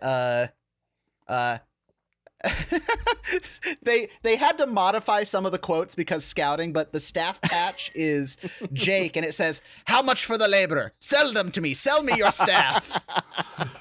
Which I never really noticed that's what's on there until now. How much for your daughter? The second is, "We're getting the band back together," and it's got Jake and Elwood, and then you have just Jake on one and just Elwood on one. We're on a mission. The one says just on a mission, and it's Jake and Elwood in front of the stained glass windows. There's Wrigley Field with 1060 West Addison, and then there's Jake in front of the new Bluesmobile. It is, and then the Order the Arrow patch for the Lakota Lodge is Jake and Elwood with the Order of the Arrow sash on, and behind them is, with the speaker on top, their car. So I cried so fucking hard that night when I lost this set. I swear to God, I traded really fucking cool sets to get to that set, and it got stolen from me, and I'm so upset about it. I think I ended up finding one of the patches on eBay and just buying it to satiate my frustration. But God, so I got to tell you guys this: seeing the Bluesmobile with the megaphone on it. Are you guys familiar with the Cannonball Run? I've talked about it before. Yes. I haven't seen it in so long, but yes. No, not the movie. The actual actual movie, event. and then The there's actually there's the yeah, actual yeah. thing. Yes, illegal, yes, I am. unsanctioned, balls Yes. to the wall race from I have read the about Red it, Ball yeah. Garage in New York City to the Portofino Hotel in Redondo Beach. I think the current record is like 26 hours or just shy, driving from New York to Los Angeles. There is one legendary gentleman who has broken that record, or broken records several times. And he's recently, just for the fun of it, gotten himself a 1974 Dodge Monaco in full Blues Brothers getup, and he put an LS engine in it. For you two, that just a modern Chevrolet engine, Yeah. renowned for just being able to swap and drop into everything, dressed up like the Blues Brothers, and across the country, balls to the wall driven in the Bluesmobile, dressed as Jake and Elwood, and I think they finished at like a 28-hour time. Mind you, you can't talk when you do this. You can't talk about it for a year because that's when, as far as I know, the statute of limitations for all the laws you break expires. So you log your time. Your personal best to get from Wairika, California to Concordia, Kansas is about 26 hours. 26, baby girl, 19, maybe 20. Oh, fuck. Okay. I'm sorry, 26 is the Google Maps time. Sorry. Yeah. That's why I was getting that number. So, but we're talking about coast to coast. Yeah. 26 hours or less. If I had to choose a road trip for us to go on, Ethan, I wouldn't want to do a cannonball with you, but I would love to drive the cannonball route. Does that make sense? You could not survive a Wilson I cannonball. I do not want to Red Bull and cocaine it for 26 hours. When you're getting ready for that, do you put aside cocaine as part of the I think you just have like you swap drivers, right? Or does it have to be the same driver? You can swap drivers. These guys do them frequently in teams, and a lot of times it's teams of 3. So you have one guy driving, one guy on cop watch, and the other one in the back sleeping. But these guys have gotten insanely high tech. We're talking radar detectors, jammers, special minerals you put on your headlights to stop the LiDAR from bouncing back as effectively. If you really do it right, you've got blocker cars. You've got a daisy chain of people across the nation radioing in where the cops are to you. Like, they get crazy with it. Now, will they run? Or is it if you get lights behind you, your run's over?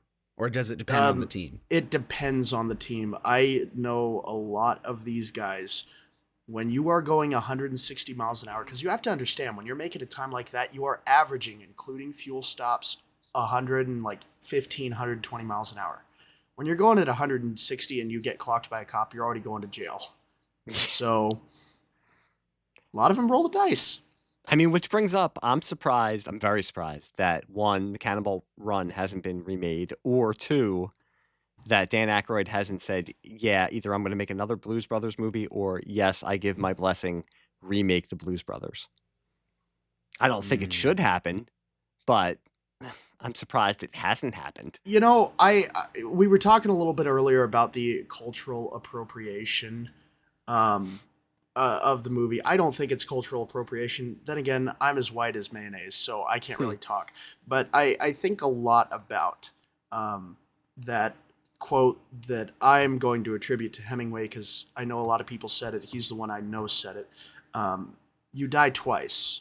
Once when your heart stops beating, and once when somebody says your name or thinks about you for the final time. And for all the points you can make about this movie being a cultural appropriation, it did, in a time dominated by disco, revived and showcased some of the beauty that was in rhythm and blues and some of the greats that had done it for so long. Yep. You can't remake this movie No. because so many of those legends have passed on.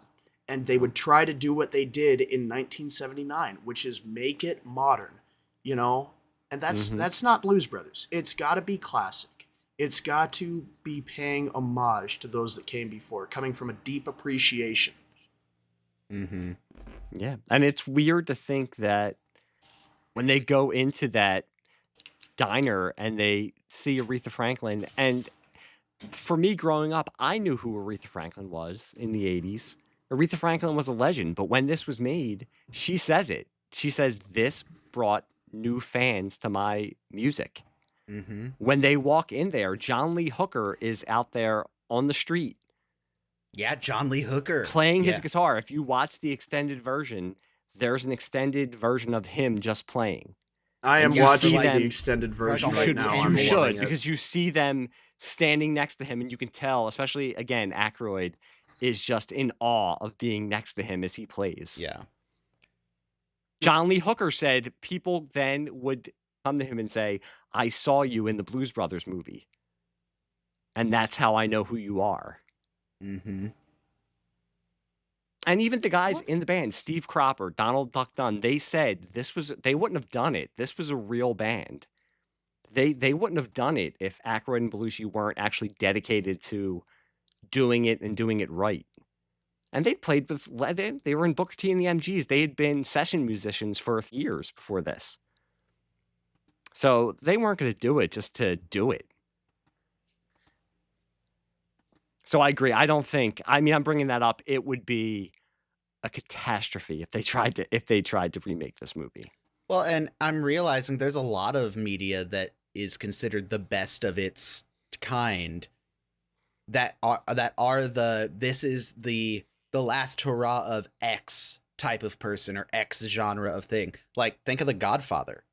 The Godfather is, it's a totally different story than this, but there is that element of this is the last hurrah of the 1930s-esque gangster moving into the modern, the end of the prohibition and gambling gangster and moving to the modern drug running gangster.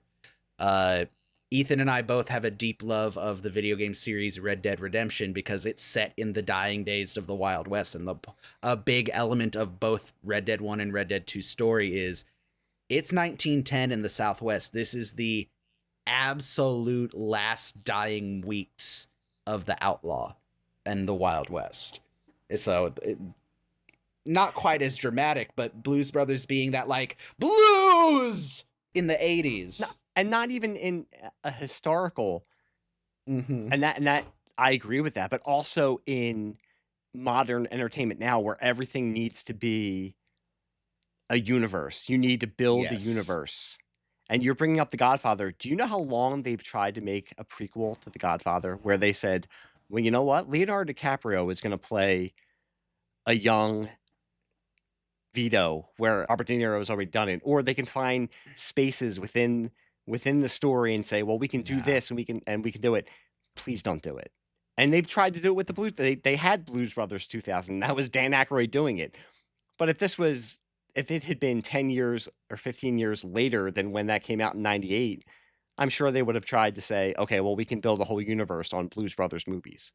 And as we're saying now, it's the time that it's made. It's lightning in a bottle.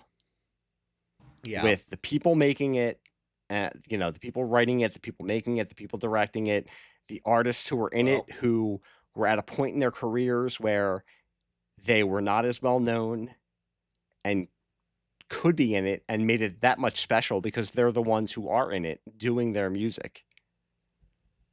Yeah. On the note of, we do this on MASH, the MASH podcast, the where are they now props. I'm sure where's the car, where's the speaker, where are the suits? Fuck all that. Where the fuck are the 6 crushed velvet? the Murph and the Magic Tones crushed velvet. Till then, don't go changing. I don't know. I just gotta. I hate that he goes right down the barrel of the camera with it. Don't go changing. I just gotta say, Matt Guitar Murphy wearing a T-shirt that says Uncle Tom's Tavern in the Diner Sing is absolutely buck fucking wild. But you know what I want most of all? And I'm quite sure of it now. I want the cigarette lighter that Jake throws out the window at the very beginning.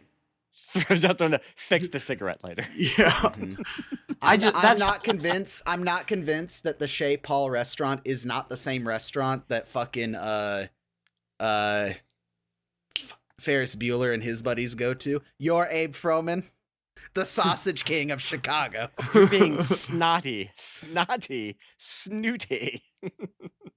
And that Cadillac that's parked in front is the actual owner of the restaurant's Cadillac. He was scared that the stunt driver who actually did that stunt of parking the car was going to slam into the Cadillac.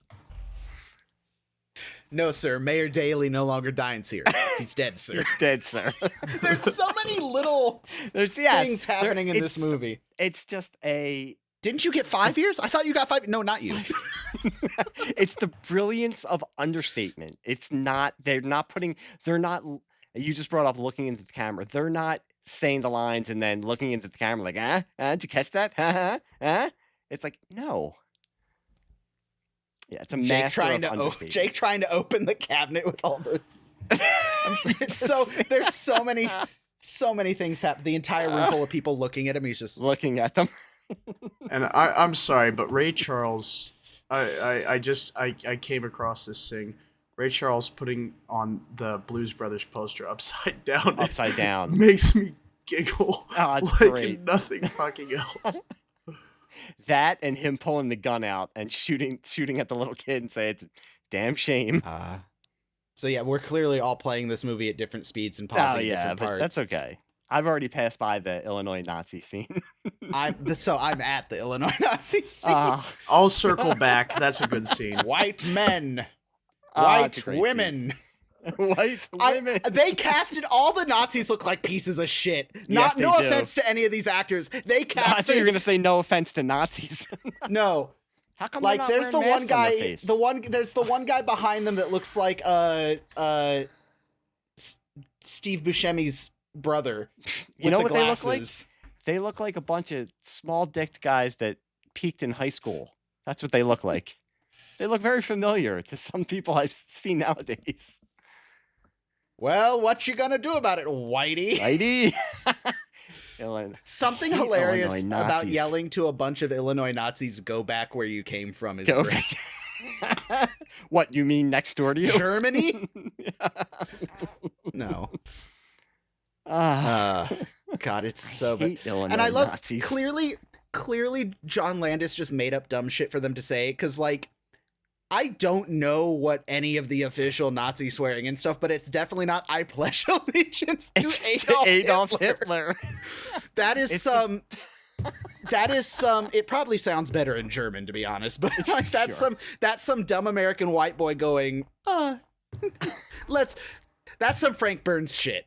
That's some Frank Burns shit, just coming up with some bullshit. By the way, the license plate, the BDR, it was Dan Aykroyd's motorcycle club. I think it was the Black Death Riders. It was his motorcycle club that he was. And then we go right into John Lee Hooker, by the way. Yes. And I want that. I want that jacket. I want that hat. I can't make that hat look cool. And I want that shirt that he's wearing. By the way, middle of the winter when they do the dance scene that they do with Ray Charles. Middle of the winter, but it was supposed to be set in the summer, so they're all in short sleeves. Middle of the winter in Chicago, so it's what, like 15 degrees? Yes. They are. I do love really the Chicago doing a good cop. job. I do love the Chicago cop. Bums won their court case. Who? The fucking Nazi party. Nazis. And it's based on something that did happen in the mid 70s where Chicago kept saying they couldn't meet First up. Amendment. They went to the they went to the Supreme Court and they were allowed, because we live in America and it's First Amendment right. So yeah. Again, we actually, I'm not gonna. Never mind. Jake and Elwood. Jake and Elwood were gonna run those guys over. Like, yes, they were. They didn't. There was care. Murderous intent. This scene and the fucking nuns stealing the distributor points out of the fucking cars in Sound of Music were the two movies that went, oh, fuck these people. I get it now. Like, if nuns and the Blues Brothers are allowed to just fuck with and potentially kill Nazis, cool. So there's zero, we don't give a shit about these guys at all. We get, okay, no. cool. Fuck these guys.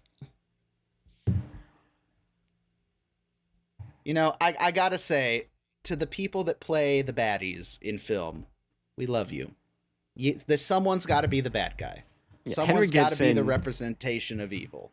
Henry Gibson, big time 70s and 80s that guy, and was always funny and everything.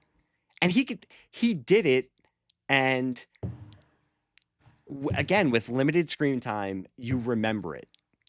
I mean, like we said, they're not in it that much. They would have been in it more if they went with the original premise that they were the ones who were going to buy, that were buying the school. They're very cartoonish Nazis, and I love it. Yes, they're very, like you brought up Frank Burns, they're very cartoonish, stupid Nazis.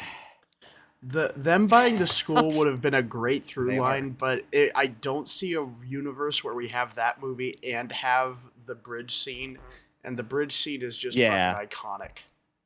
Yeah. Bringing up Matt Guitar Murphy when he says it's two guys that look like two Hasidic Jews out here. Yeah. CIA agents. They look like the damn CIA. 4 fried chickens and a Coke and white toasted white bread. Do you want something to drink with that? Just toasted white bread, man. You can see that Aykroyd was getting ready for his for Dragnet that he made 7 years later. Mm-hmm.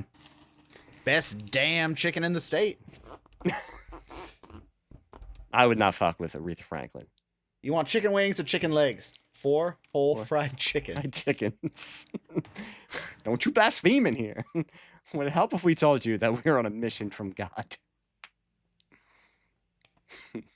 On Wednesday night, they serve a wicked pepper steak. Not as bad as that oatmeal. There's something imagine ridiculous if I about told my Aretha wife that I'm the man and you're the woman.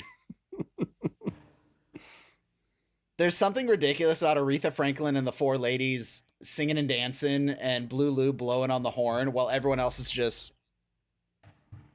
eating. Like nothing's happening. It's a musical. It's a musical. Yeah. And I love how Jake and Elwood eventually get up and are just like, yeah. And then they sit back down.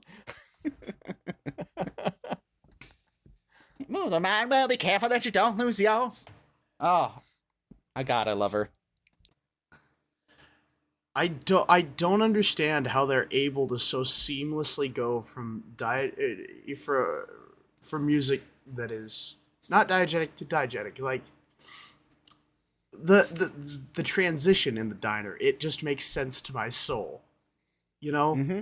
And then that's what women at the bar do, is that it makes perfect sense. And then it ends on her just going, think, like it's back where you're back to real life.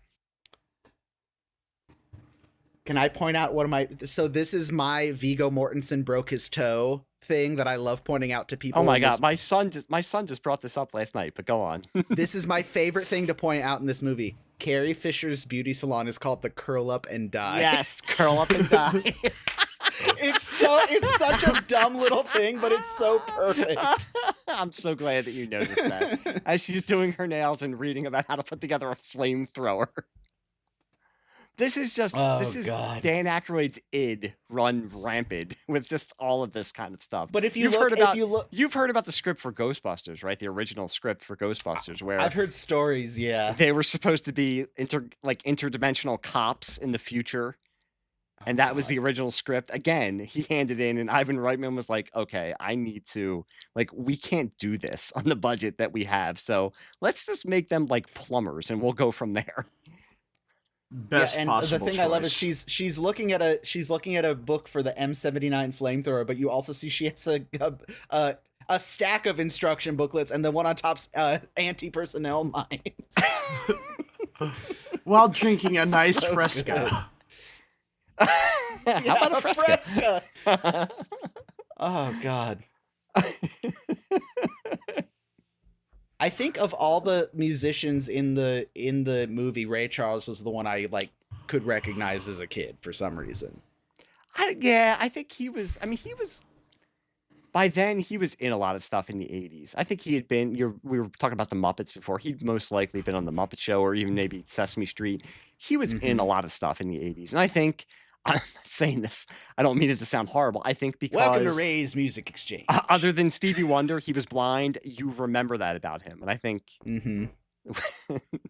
And he's funny, Ray Charles. He's just naturally funny. And again, parallel to something we bring up on MASH, how MASH always has the surgeons in surgical mask and you can't see their full face and they have to emote with their eyes. Ray Charles is so good with emoting with just the lower half of his face. Matter of fact, I'll throw in the black keys for free. Free.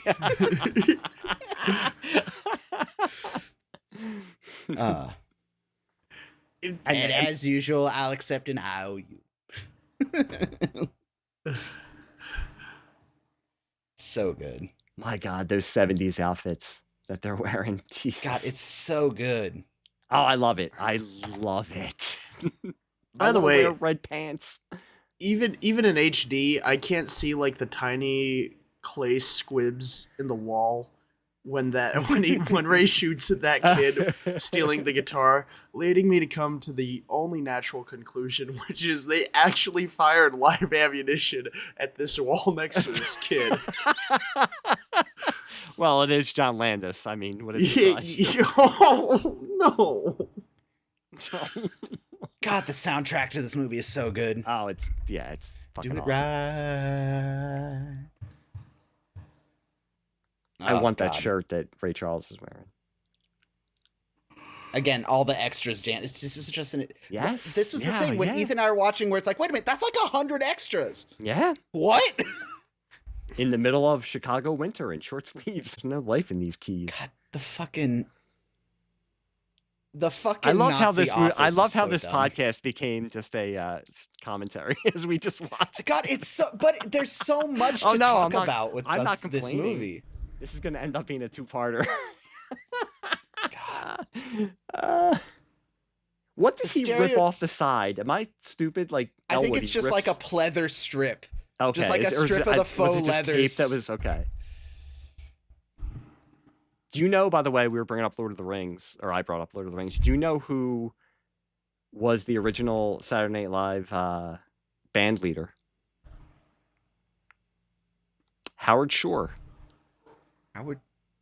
Who did the soundtrack for Lord of the Rings. Wow. Yes. I did not know that. Yes, he was. Have you watched the Saturday Night Live movie, the one that came out last year about the opening night of Saturday Night Live? No, it's very takes good. Place I mean, in it's like very the last half hour of it's before it goes very live, good. right? Oh, It's wow. very they take a lot of liberties, and it's Ivan Reitman's son, Jason Reitman directs it. So I mean, Ivan Reitman, who was with those guys, they take a lot of liberties. There's some stories that are real, but it's like I said, I'm a comedy nerd. I love all that stuff. I love early Saturday Night Live and Second City and everything. Because I told you guys about that Blues Brothers book also, right? That I read about the making of the Blues Brothers and the friendship between, that's a very good book also. And it just, it talks about them coming up through Second City and all that kind of stuff. It's a good movie. If you like this and you're into that kind of stuff, it's worth it to watch it. Hell yeah. Why are the Blues Brothers responsible for the two best covers of Stand By Your Man and Rawhide? How is that possible? You know what? I was looking for a MASH connection to this movie because you guys were going to be on. How was Charles Napier never in MASH as an evil colonel or sergeant? Charles Napier is the Good Old Boys? Is that? Yes, he's the leader of the Good Old Boys. How is he not in MASH? You're gonna look pretty funny eating corn on the cob with no fucking teeth. And I will say, really, why were the Good Old Boys that late? Because they're obviously getting there when the bar's closing down. I mean, what the fuck? They're not getting there at the same time. You're gonna look pretty funny with no fucking teeth. The thing that I always laughed at as a kid was if they hate the music, they throw beer bottles at you. If they love the music, they throw beer bottles at you.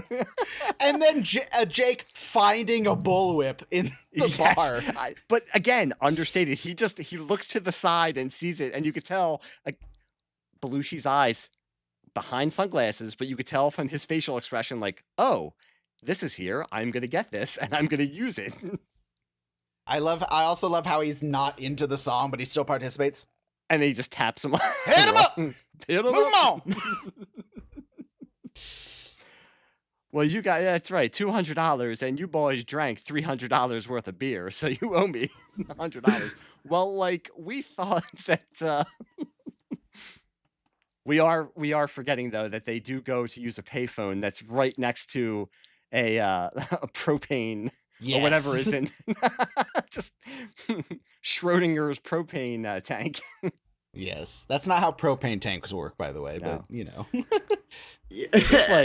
There's like $24 worth of quarters here.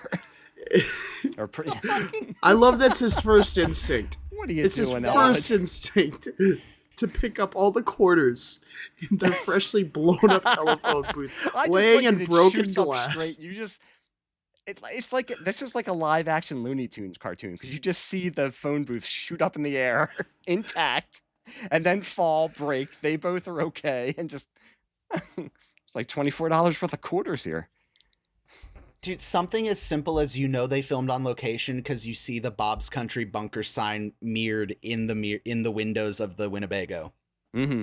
Like something as dumb as that going, no, they had to film that in the parking lot of the bunker because they had to film it in the parking lot of the bunker. Like, anyway.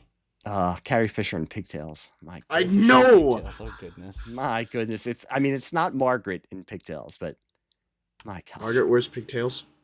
What? Yes. Yes, Margaret wears pigtails. Fucking There he is. Painting the eagle gold. painting the eagle gold, yeah. Who is that a portrait of? Who is the guy in behind the picture him? behind him, right? Is it Yeah, I him? don't Is it a know. portrait of him? There's it's no not him. way. I don't know who it is. And you know that the other guy is just he's either a car salesman or he's like middle management at a Walmart or something like that. Yeah, dude He came in reminds me third White place power. in that Just Jack white Ruby power on lookalike the- contest. Yes. So that white power bumper sticker was a real bumper sticker that was Oh God. existed. Oh Jesus. I like that pipe he's smoking at Wrigley Field, home of the Chicago Cubs. Doesn't it say like save a life, donate blood? Yes. Is that- Save lives, drive carefully, safely, drive prevent safely. fires. Oh, Prevent fires. That's it. Drive safely. Yep. Prevent fires. I love that he already has a golden eagle in his office and he's painting another golden eagle. Another one. Dude, the caricature, he's in the Nazi uniform with the Nazi flag, with the eagles and the black and white photos and the propaganda. He's got an SS dagger on his. It's so comical. Like, we're not even hiding. And the guy you were mentioning that walks in with the gut, he makes me think of the guy that's running for office who's secretly a Klan member in Oh Brother, Where Art Thou? Oh, yes. Is you is or is you ain't Is my you- constituency. Oh, fuck Country me. bunker. Oh man. I love when they're getting chased. They're getting chased by the good old boys and Bob in his fucking Ah, truck with the camper on it. Bob. You I see thought you were all gonna the say- good old boys. I thought you were gonna and- say Bob in his teeth. no, His well, fucking Bob in his teeth, but also all the good old boys are in the top of the camper. Yes. In the little I do like window above the truck. I do like in the last chase when they crash into the water and he comes up and he's like, "Don't you say a Say a fucking word." thing. Charles Napier obviously was in the A Team. He was a bad guy in the A Team. Mhm. I think was he in First Blood Part 2? I think he was Fuck. he was the guy who is bad. I'm pretty sure he was in First Blood Part 2. I'm gonna have to watch it again. I love that the two state troopers get out and point their guns at the good old boys like they didn't hit them. Oh yeah, I guess they could just check the body cam. Oh. Oh, but It's the wait. 80s. Listen, it's not as good as John Candy when he's like, "Hi, what car number is this?" Yeah, 5-5. we're in a truck.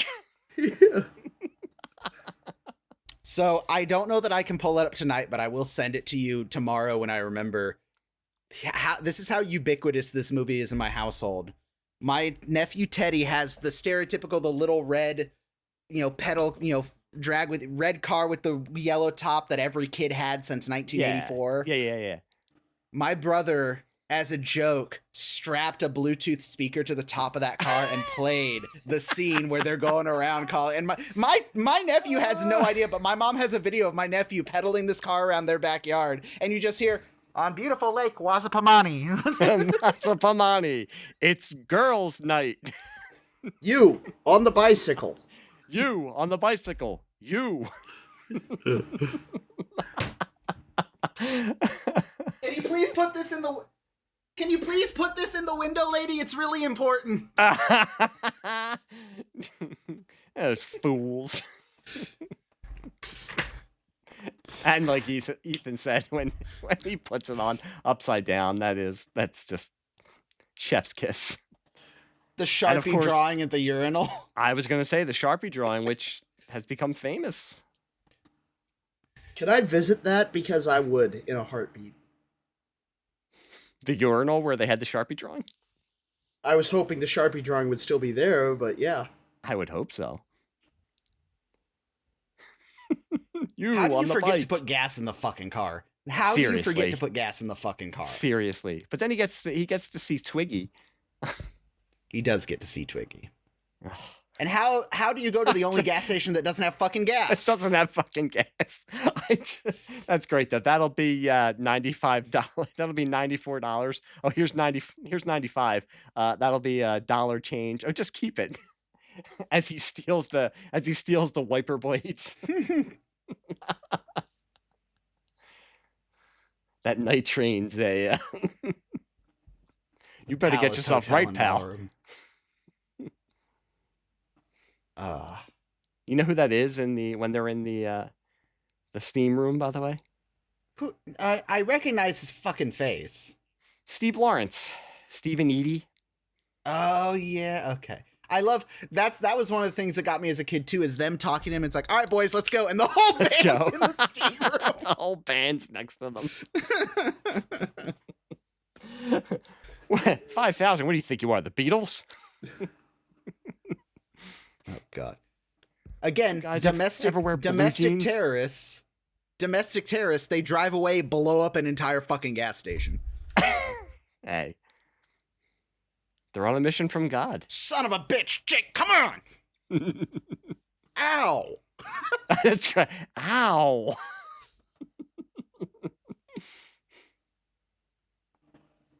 Dude, core memory growing up is it took me a couple of viewings to realize, like, how did they go from not having anything on stage to a full white tuxedo for Cab Calloway? It's a musical. It's the magic of the musical. You go with this it. This is in the minds of the characters. This isn't really there.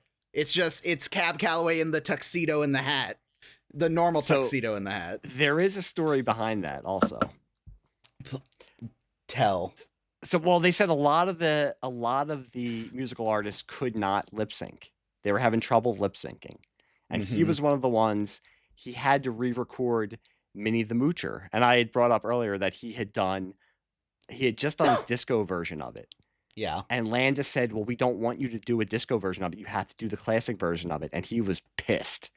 Cab Calloway was pissed off. He went in, did it, and Landis said he came out, and Landis had to say to him, "I wasn't happy with that. It was mediocre, and you're Cab Calloway."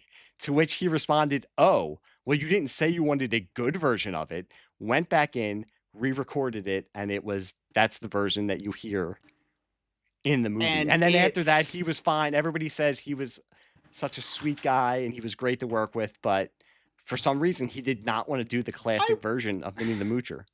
I wonder, and again, this is me totally pulling something out of my ass. Cab Calloway's old as shit in this movie. Let's just be honest. Yes, because he was his career started in the 30s. 30s, yeah. And he was a big deal back then. I can't imagine, and again, this is me projecting.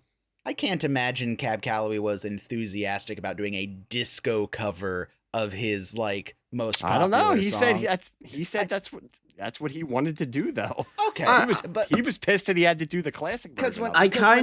when I hear do a disco cover of your big band song, I hear that as like a producer saying it's what all the kids are into, and yeah.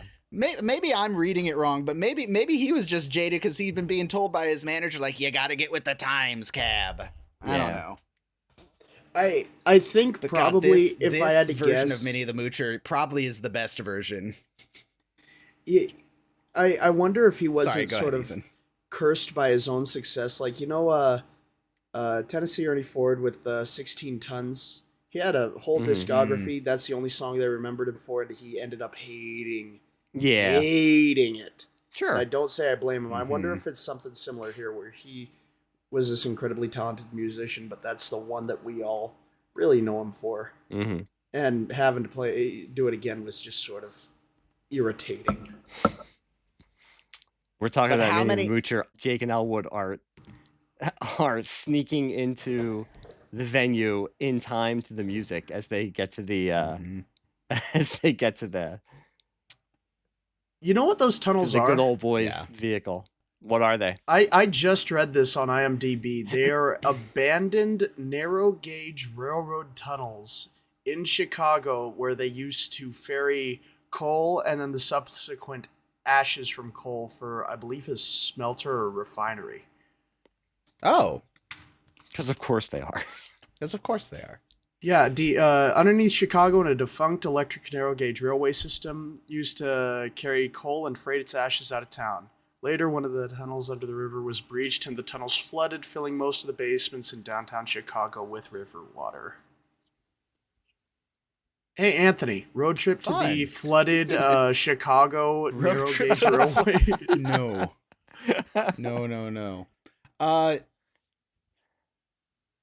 So yeah, Cab. So this song is prolific in my life because there was 5 years where my parents were divorced, and both my parents dated interesting people, but my dad in particular dated. For any Harry Potter fans out there, quite literally the real life incarnation of Dolores Umbridge. Just a right bitch. Her. I have no shame. I am a reasonable and decent and kind person. I like to think. There is only one person on this planet I would gladly watch get hit by a bus, and it is this lady. I would never do any harm to her. Would not pee on her if she was on fire. Her ringtone in my cell phone was Minnie the Moocher. She was not happy when she found that out. That's great. So good. John Candy. Hey, wait a minute. I've never heard these guys play. One time I lost my phone, and she was the.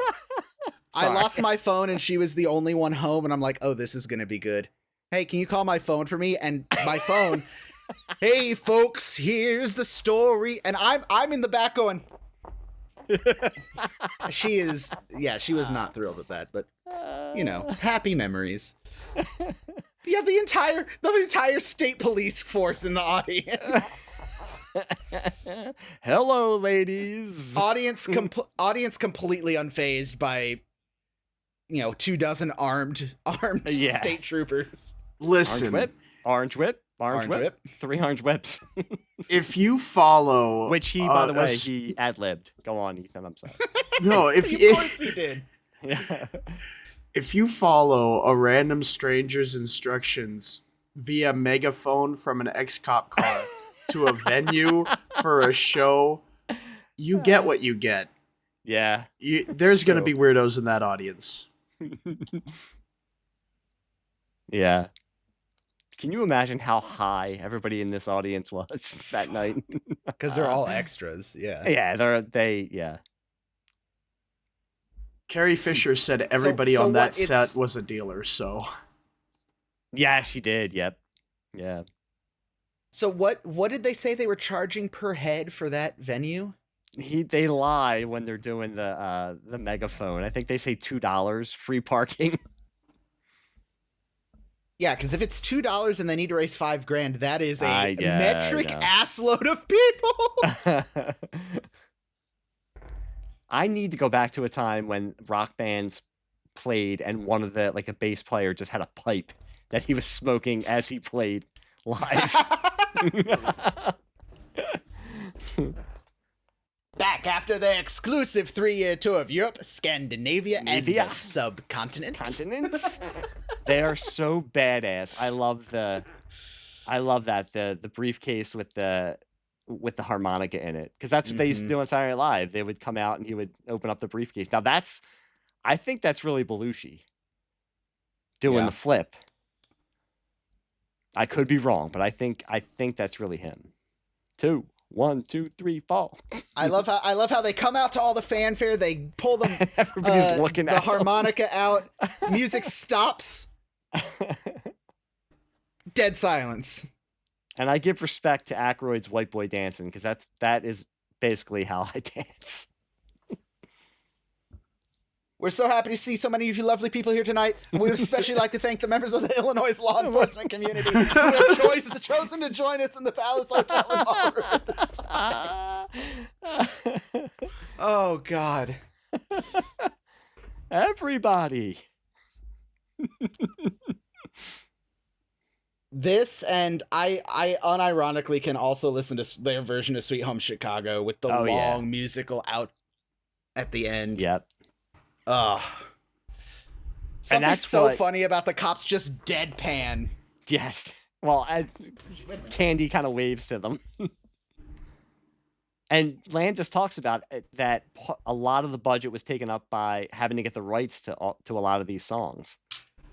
They're just deadpan. I wish this was a video podcast right now. The Remington 870 shotgun, one of the most reliable pieces of equipment ever built. Fun fact. Needed now more than ever. I mean, hey, there's a reason it's existed since the 30s. There you go. That's Belushi doing flips. And about 80 of them are in this film alone. Yeah. Yeah. What's the 6 and 3 is 9. 9 and 9 is 18. And they point at John Candy. Look there, brother, baby. See what I see? Howdy, hey. And he's just like, uh-huh. Uh-huh.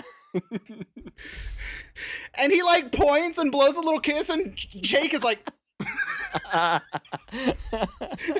John Candy is so good. Oh, the white boy dancing is so good. Yeah, it is.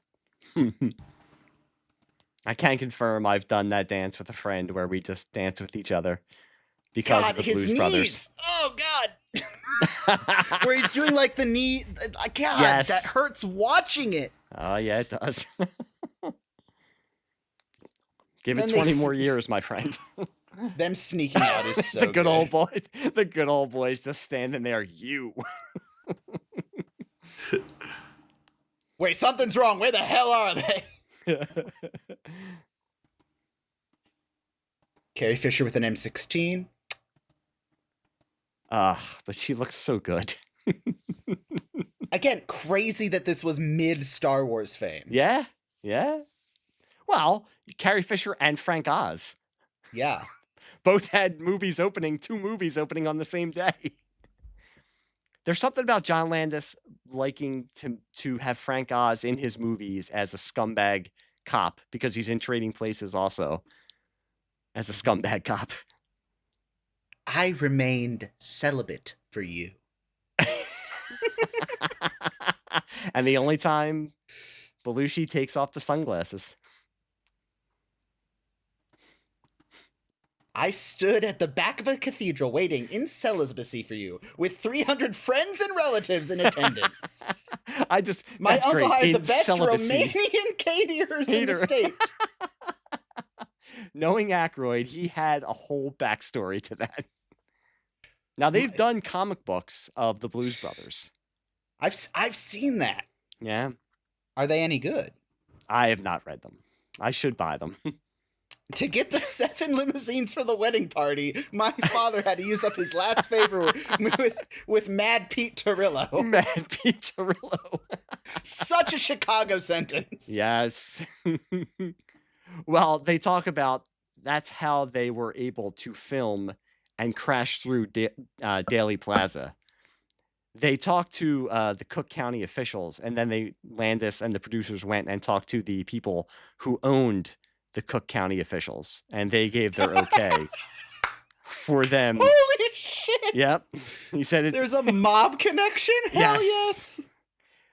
He said, we went to the Cook County officials and then went to the people who own the Cook County officials, and they gave us the okay. Because Mayor Daley famously would not let people film in Chicago because of a TV show in the 60s that showed a Chicago cop taking a bribe.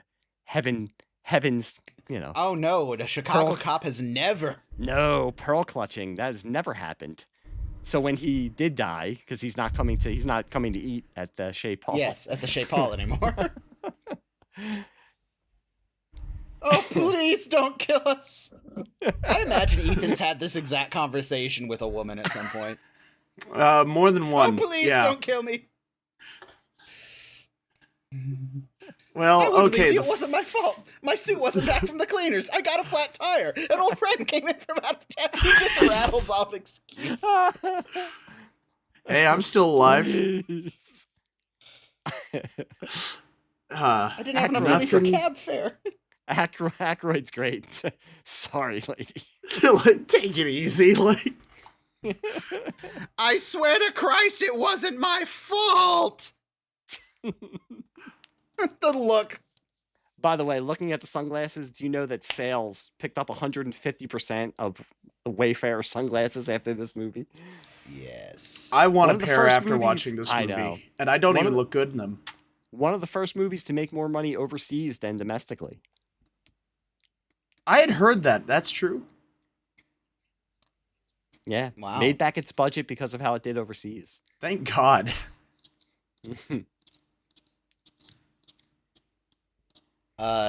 It's 106 miles to Chicago. Yep. We have a full tank of gas, half a pack of cigarettes. It's dark, and we're wearing sunglasses. Hit it.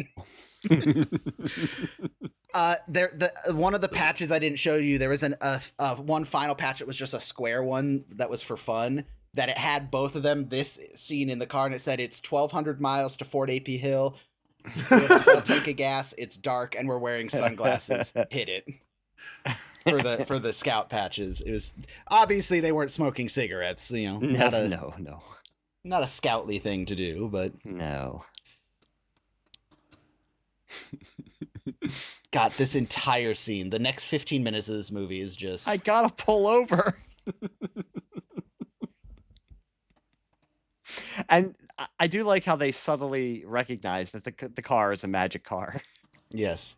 When they do the backflip, when they jump over, and they kind of just look at each other like, did that just happen?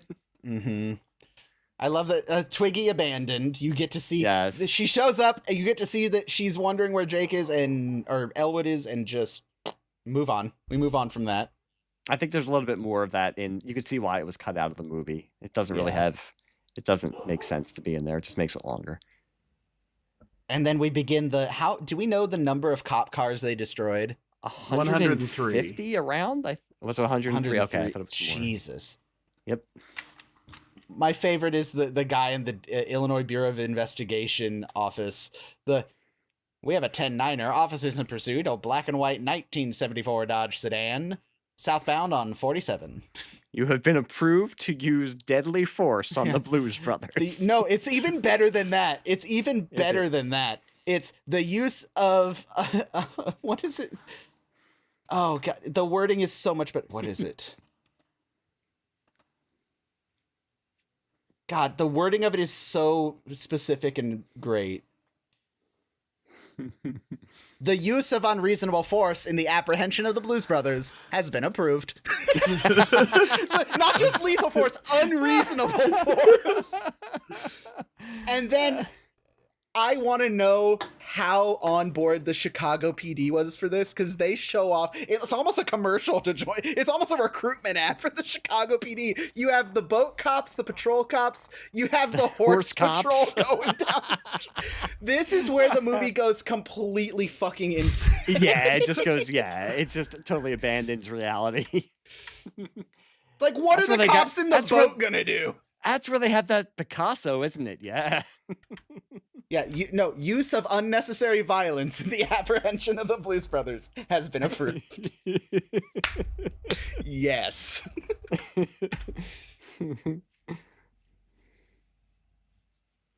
And then they just blow through it, and it's just 10 minutes of this. It's just 10 minutes of this. It's just 10 minutes of gonzo destruction, basically.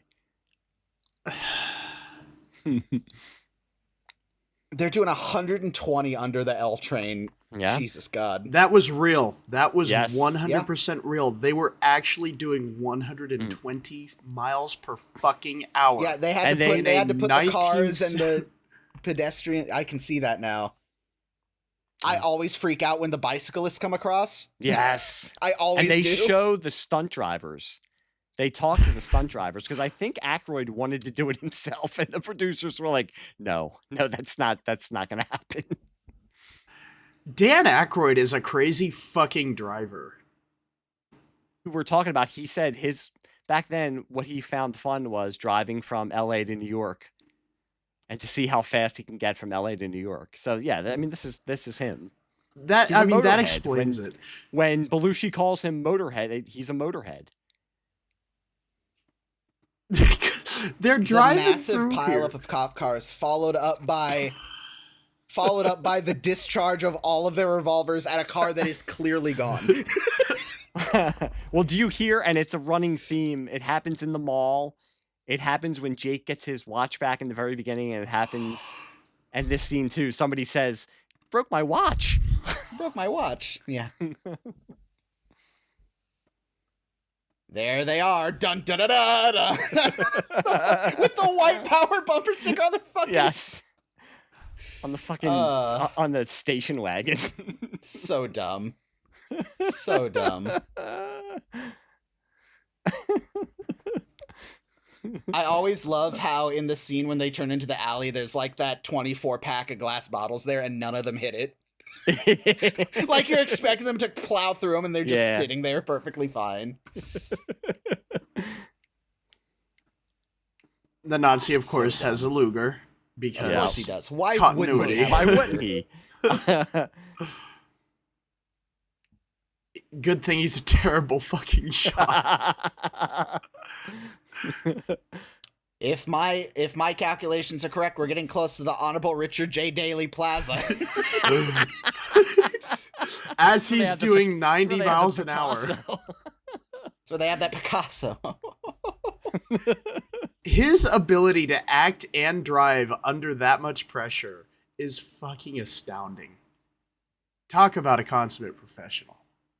This makes me almost want to drink his vodka. Almost. God. Almost. There it is. The car backflipping.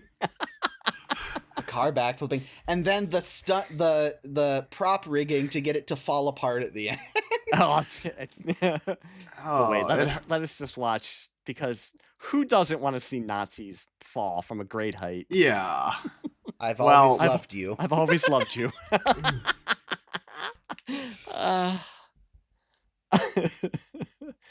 And the cherry on top is when the other car just flies into the hole that they make.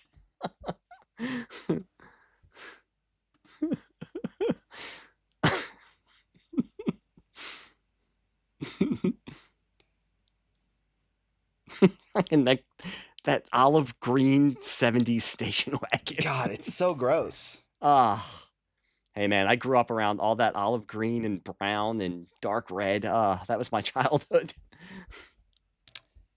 And then I'm not convinced that the Grand Theft Auto video game franchise did not pull inspiration from this. State police, county police, city police, fire department, and National Guard. all converging on the Cook County Assessor's Office. I'm just watching the car fall apart. I'm about to get to that part. Yep, they shut the doors 3 steps and then Aykroyd takes his hat off in respect. Yes. Sir, where's the office of the Assessor of Cook County? As they push cigarette machines. How do these two Cook County Sheriff's deputies not know what's going on? Yeah, well, as they push the cigarette machines and Coke machines in front of the door. As firefighters start beating on the door, the axe is 40 feet away. Well, that's when the cops finally get in there. Did you see two guys? Yeah, I just told them to go down there. Thank you. That's actually one of the stunt. That was Belushi's stunt double in the car. Oh my gosh. The SWAT team rolling up. That is one of the things that we carried over into our Camp Winton days. Yeah, this is where that originated from. Oh god, yes. The fucking National Guard with all their World War II surplus. Girl from Ipanema playing. It's such a fever dream at this point. It is. Or a cocaine dream. A cocaine-fueled dream. And everyone's just, ah! Sherman, why is there a Sherman tank in Chicago? Why? It makes no sense, but it makes perfect sense. But it makes perfect sense. I would want a Sherman tank if I were to go to Chicago. Hut.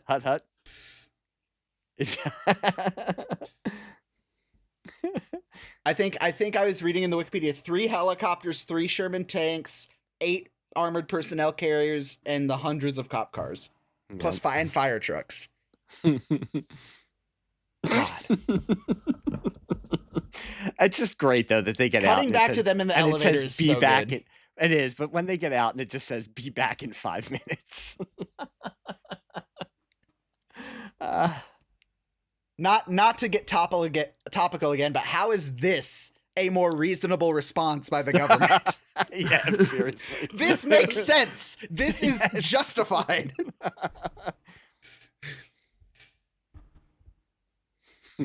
I will stop. I literally just bit my tongue. I was gonna say something. I'm not gonna say anything. Say it. There's no reason they should be firing their guns in that building.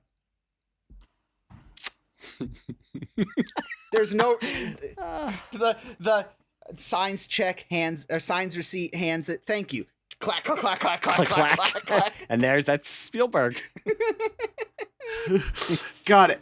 Wonderful piece of cinematography. The zoomed out shot with them. 100, yeah, with amazing. 100 guns pointed directly pointing at their faces.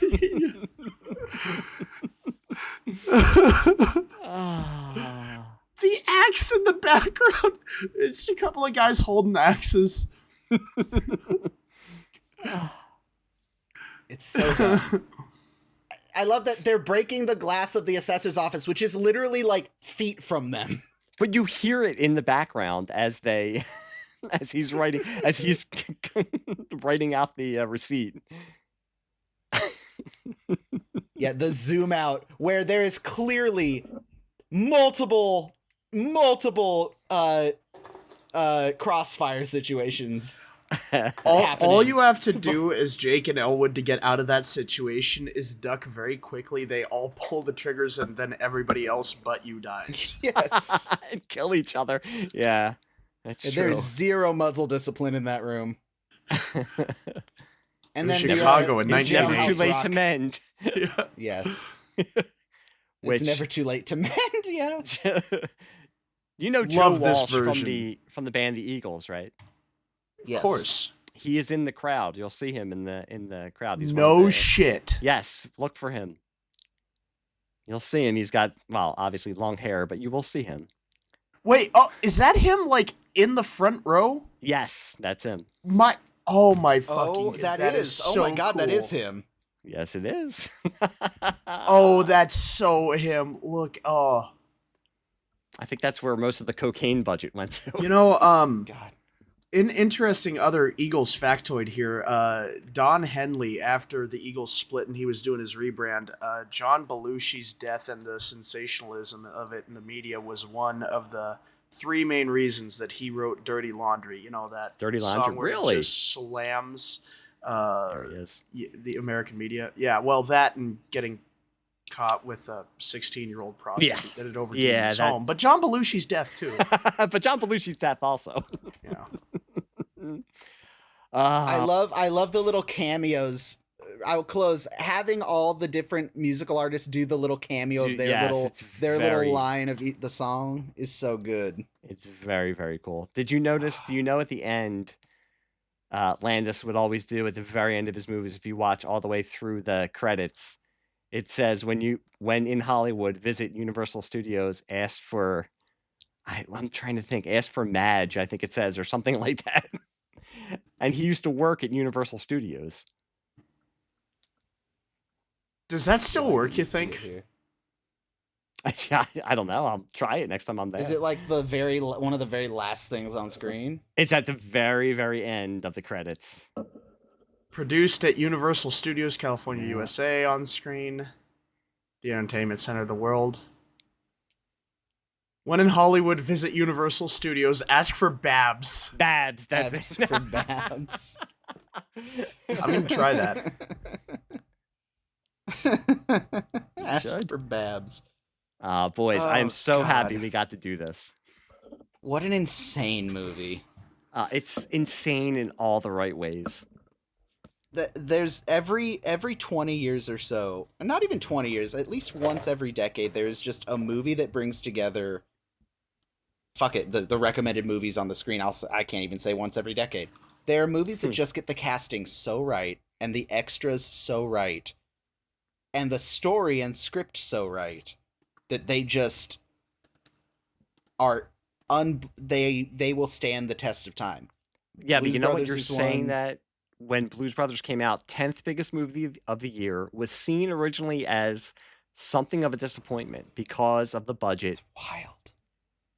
but obviously became a cult classic. It's been, it was recognized by the National Registry and is being preserved. So, I mean, it did well, but because of how much it cost, there was no way that it was going to make back all the money they spent for the car crashes and for the cocaine and all the rest of that. But obviously, for somebody like me, who is Generation X and grew up loving this movie, and for millennials like you guys who grew up and love this movie. Now, I will say, I tried to show it to my son. He fell asleep 10 minutes in. This was, God. I think, a year ago. I know. I don't know where I went wrong. I really don't. You know what? Normally I would try and dunk on your son here, but I am willing to concede this one final point. It's not for everyone. Nope. But the people that it is for, it's for. Yeah. Wholeheartedly, unequivocally. And it's one of those movies, and we brought it up, you guys brought it up, it's quotable, and you'll know your people when you can bring up something from the Blues Brothers and they get it and you say, okay, I know I can be friends with this person. Oh goodness.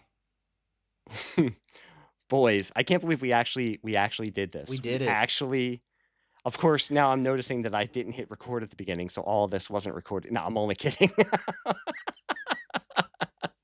That would be horrible. I would leave. I would. We'd have to wait another year to do it. We couldn't do this again next week. I know. I've done that before with podcast. I almost put my fist through a wall, but that did not happen with this podcast.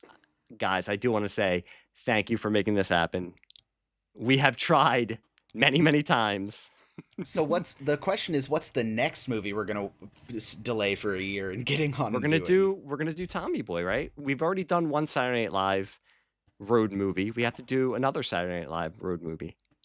I feel like if Ethan and I ever did do a long road trip across the country, it's either gonna it has a complete coin flip chance of being Blues Brothers, Planes, Trains, and Automobiles, or Tommy Boy, or some horrific Frankenstein combination of the three. Of all three. Yeah. And depending on what mood we're in, the dynamics change. Like, he's definitely Tommy and I'm definitely Richard. But then one day, maybe not. Maybe we're the other way around.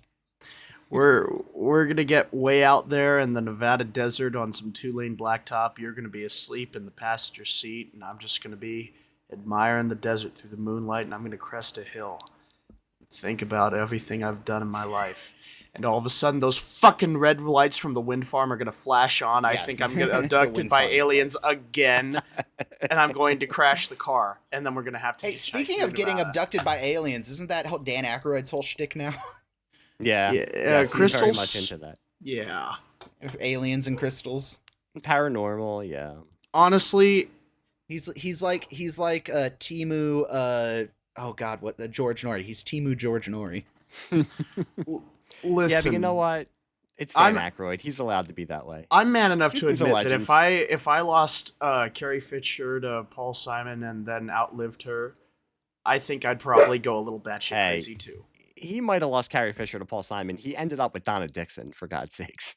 Oh God, I forgot about that. Yes, he did. See, it's worth it to be funny, people. Everyone was with everyone at some point. No, Tommy Boy definitely. Another one that, again, it's not an SNL movie, but it's very much of that time. My Cousin Vinny is another one that my family had in the rotation. I have not watched that in so long. It's such a freaking... Joe Pesci is fucking hilarious, and Marissa Tomei is fucking hilarious. Marissa Tomei is gorgeous in that movie also. And it's shown in law school as like, this is how you do witness interrogation. Yeah. This is how you cross-reference a witness to have them contradict themselves when clearly their testimony is flawed. See, kids? Like, it's actually a good law courtroom scene. Yeah, you can learn stuff from watching movie, kids. You can learn stuff. It's not just a waste of time. And because both cars were produced by GM, did they both come in metallic mint green paint? They was. Thank you, Miss Vito. You're Lovely, welcome. lovely. Well, you know that the door to the basement is always open for you guys to come down and watch a movie. And I appreciate you guys coming on. I appreciate you guys having me on the podcast and putting up with me. And I think I said it. Yeah, I said it in the last episode that I just released. But I gave you guys your props. You know, not only having me on the show, but you guys inspired me to actually like do this. So I want to thank you guys for that too. Hell yeah. We're always happy to have you. We're also always happy to be here. Nice. And while we're on that subject, do you guys want to tell the audience where they can find you, not only on the internet, but give a plug for the podcast that we've been talking about? Yeah. Please, if you are intrigued by our musings on Blues Brothers, perhaps you'll go even further down the rabbit hole. If you are a fan of MASH or wish to become a fan of MASH, you can find us at the Best Care Anywhere podcast, both wherever fine pods are casted. We are Best Care 4077 on the social media. It's easy to find us. Basically, my favorite show is MASH. Ethan is somewhat familiar with MASH, and I am dragging him forcibly at gunpoint through the show and discussing it episode by episode. We are in the midst of season 4 right now, so Henry's gone, Potter's here, BJ's here, Trapper's gone. Spoilers. I would specifically say, I don't know that we've had specifically anyone do this, but the idea of the show was to not only have people who have seen the show, but people our generation who haven't check out the show, because it is genuinely probably the single greatest American television show ever made from a pure numbers standpoint, and just, again, it was made at the right time in the right place and with the right subject matter. But unfortunately, very relevant today. Yeah. But we're not going to get into that. Do you, Anthony? Do you want to give out your social media credentials, or do you want to remain relatively anonymous? I will say if I am trying to get better. Do you want to give out Ethan's address again? Oh yeah. So not again, please. Actually, I almost did. I have it written down. Could. I know. I almost want to say it as a joke, but I also don't want to make you have to bleep it out in editing. So yeah, you don't want to trust me to remember to do that. But no, it's. Go find us. How about this? Go find the podcast. If you enjoy the podcast, you can find me. I give out my socials there. when I do road trips or go visit Ethan randomly in Kansas. But yeah, come check us out. We occasionally do, for funsies, to let our brains relax from MASH, we do little extra bonus episodes that aren't MASH related. So occasionally we'll talk about something like we did Tora one year. The next episode we release is our favorite media of the last year, which I'll be honest gets a little sad because everyone's coping. But you know, anyway, I'm hoping that these 2.5 hours will let people turn off their brain for a little bit and have fun, because I had a fun time with you guys.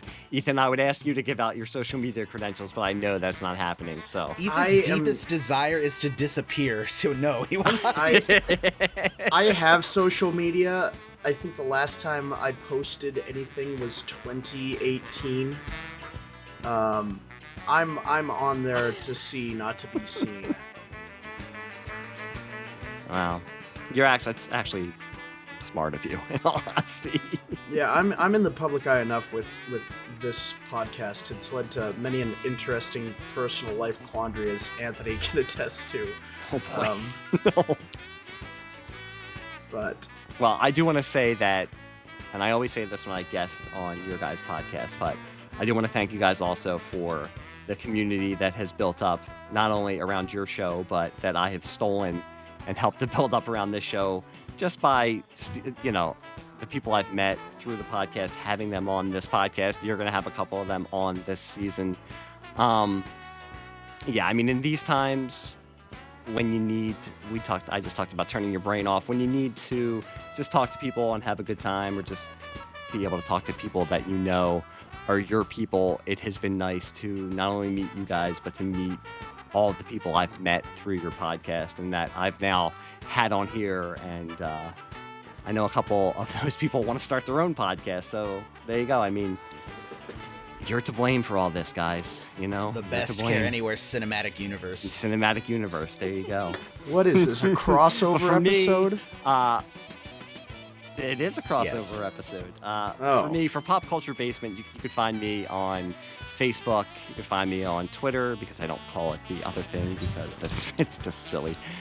You could find me on Blue Sky, and now on Instagram. I've actually joined the 21st century, and Pop Culture Basement Podcast is on Instagram. So look for me posting things about the show, and maybe some other things on there also that my wife doesn't want me to post on my regular Facebook page because she gets mad at me.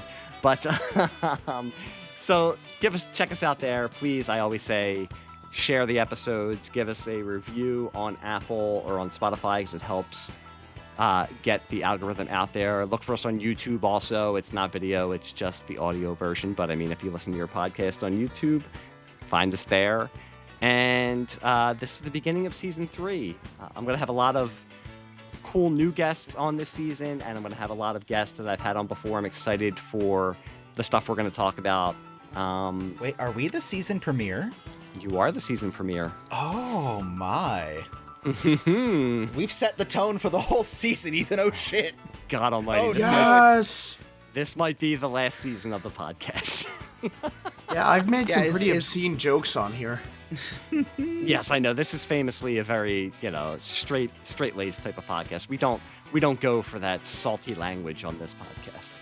Well, fuck me running. Excuse my goddamn French. I need to go get a ruler and hit you with a ruler and then pull out whatever it is that she pulls out after that. Got my YouTube recommendation is just giving me a list of movies that we can talk about on this show. Oh no. I think I know what we're going to be talking about after. So this doesn't go for 3 hours, because podcasts that we usually do tend to go 3 or 4 hours long. And I should I want to say to everybody, future. Thank you for listening. Yeah, that would probably be good. I want to say to you guys, thank you very much for being on. I can't believe we actually made this happen. It's a miracle. And I want to say, you know what? The world is fucking burning right now and is insane. So if you need to turn off your brains and have fun for 2-3 hours, give Best Care Anywhere a listen. Give me a listen. this is not only therapy for me, but I hope it's therapy for everybody else. And just fucking stay safe out there, please. Until I talk to you again, thanks for listening. Bye. Get out.